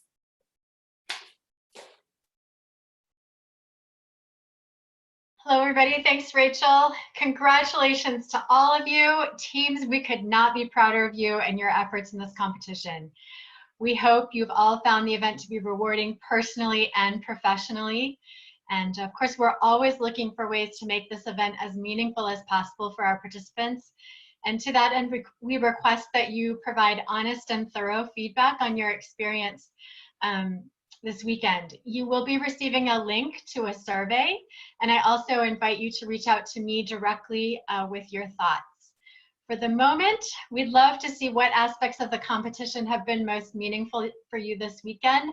Please use that chat function and type in a word or a short phrase to the chat box that best describes your experience. We'd love to see those come through. And we will save them and we'll show them to you. In addition, once we see those come in, just to keep the community alive, we really encourage you to join the Solar Decathlon alumni group on LinkedIn and to keep us posted on the evolution of your design projects. Some of you mentioned that you're working to make your projects a reality and that design challenge may not be the end of the road for you. Keep us posted on that. We would love to profile your continued work. Some of you may have already seen our Solar Decathlon Living the Dream blog series, which is focused exactly on that, on our students who have taken their designs and their careers to the next level and are really doing this out in the real world. Looking to the future, it is not too early to think about your next Solar Decathlon. Please join us on Wednesday, May 13th at 11 a.m. Eastern Time for our Solar Decathlon Kickstart webinar. On that webinar, you'll get all the information that you need to prepare for the next Design Challenge competition or to transition to the Solar Decathlon Build Challenge. Whichever challenge you choose, we hope you will continue to make Solar Decathlon a part of your collegiate experience. Again, a sincere thank you and congratulations to all of our participating teams. Please give yourselves a round of virtual applause and we will see you in 2021.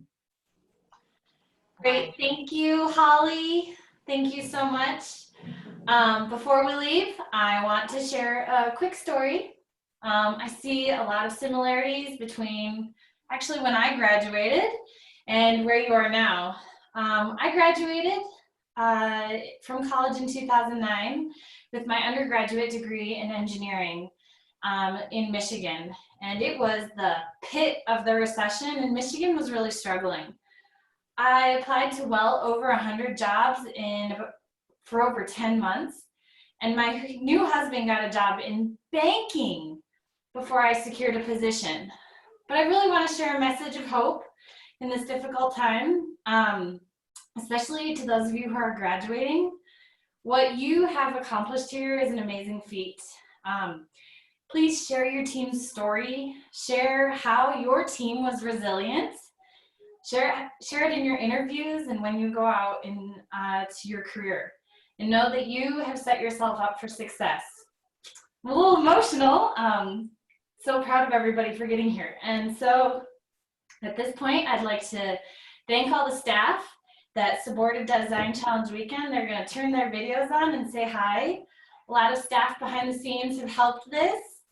And it's been great to have their support throughout the weekend. So thank you to all the staff who participated. All right. Thank you. Please take the time to fill out the survey. We'll be posting it in the Attendify app as well as sending it out through the project site. And with that, congrats. Thank you so much for your participation in the Solar Decathlon 2020 Design Challenge. Bye, teams.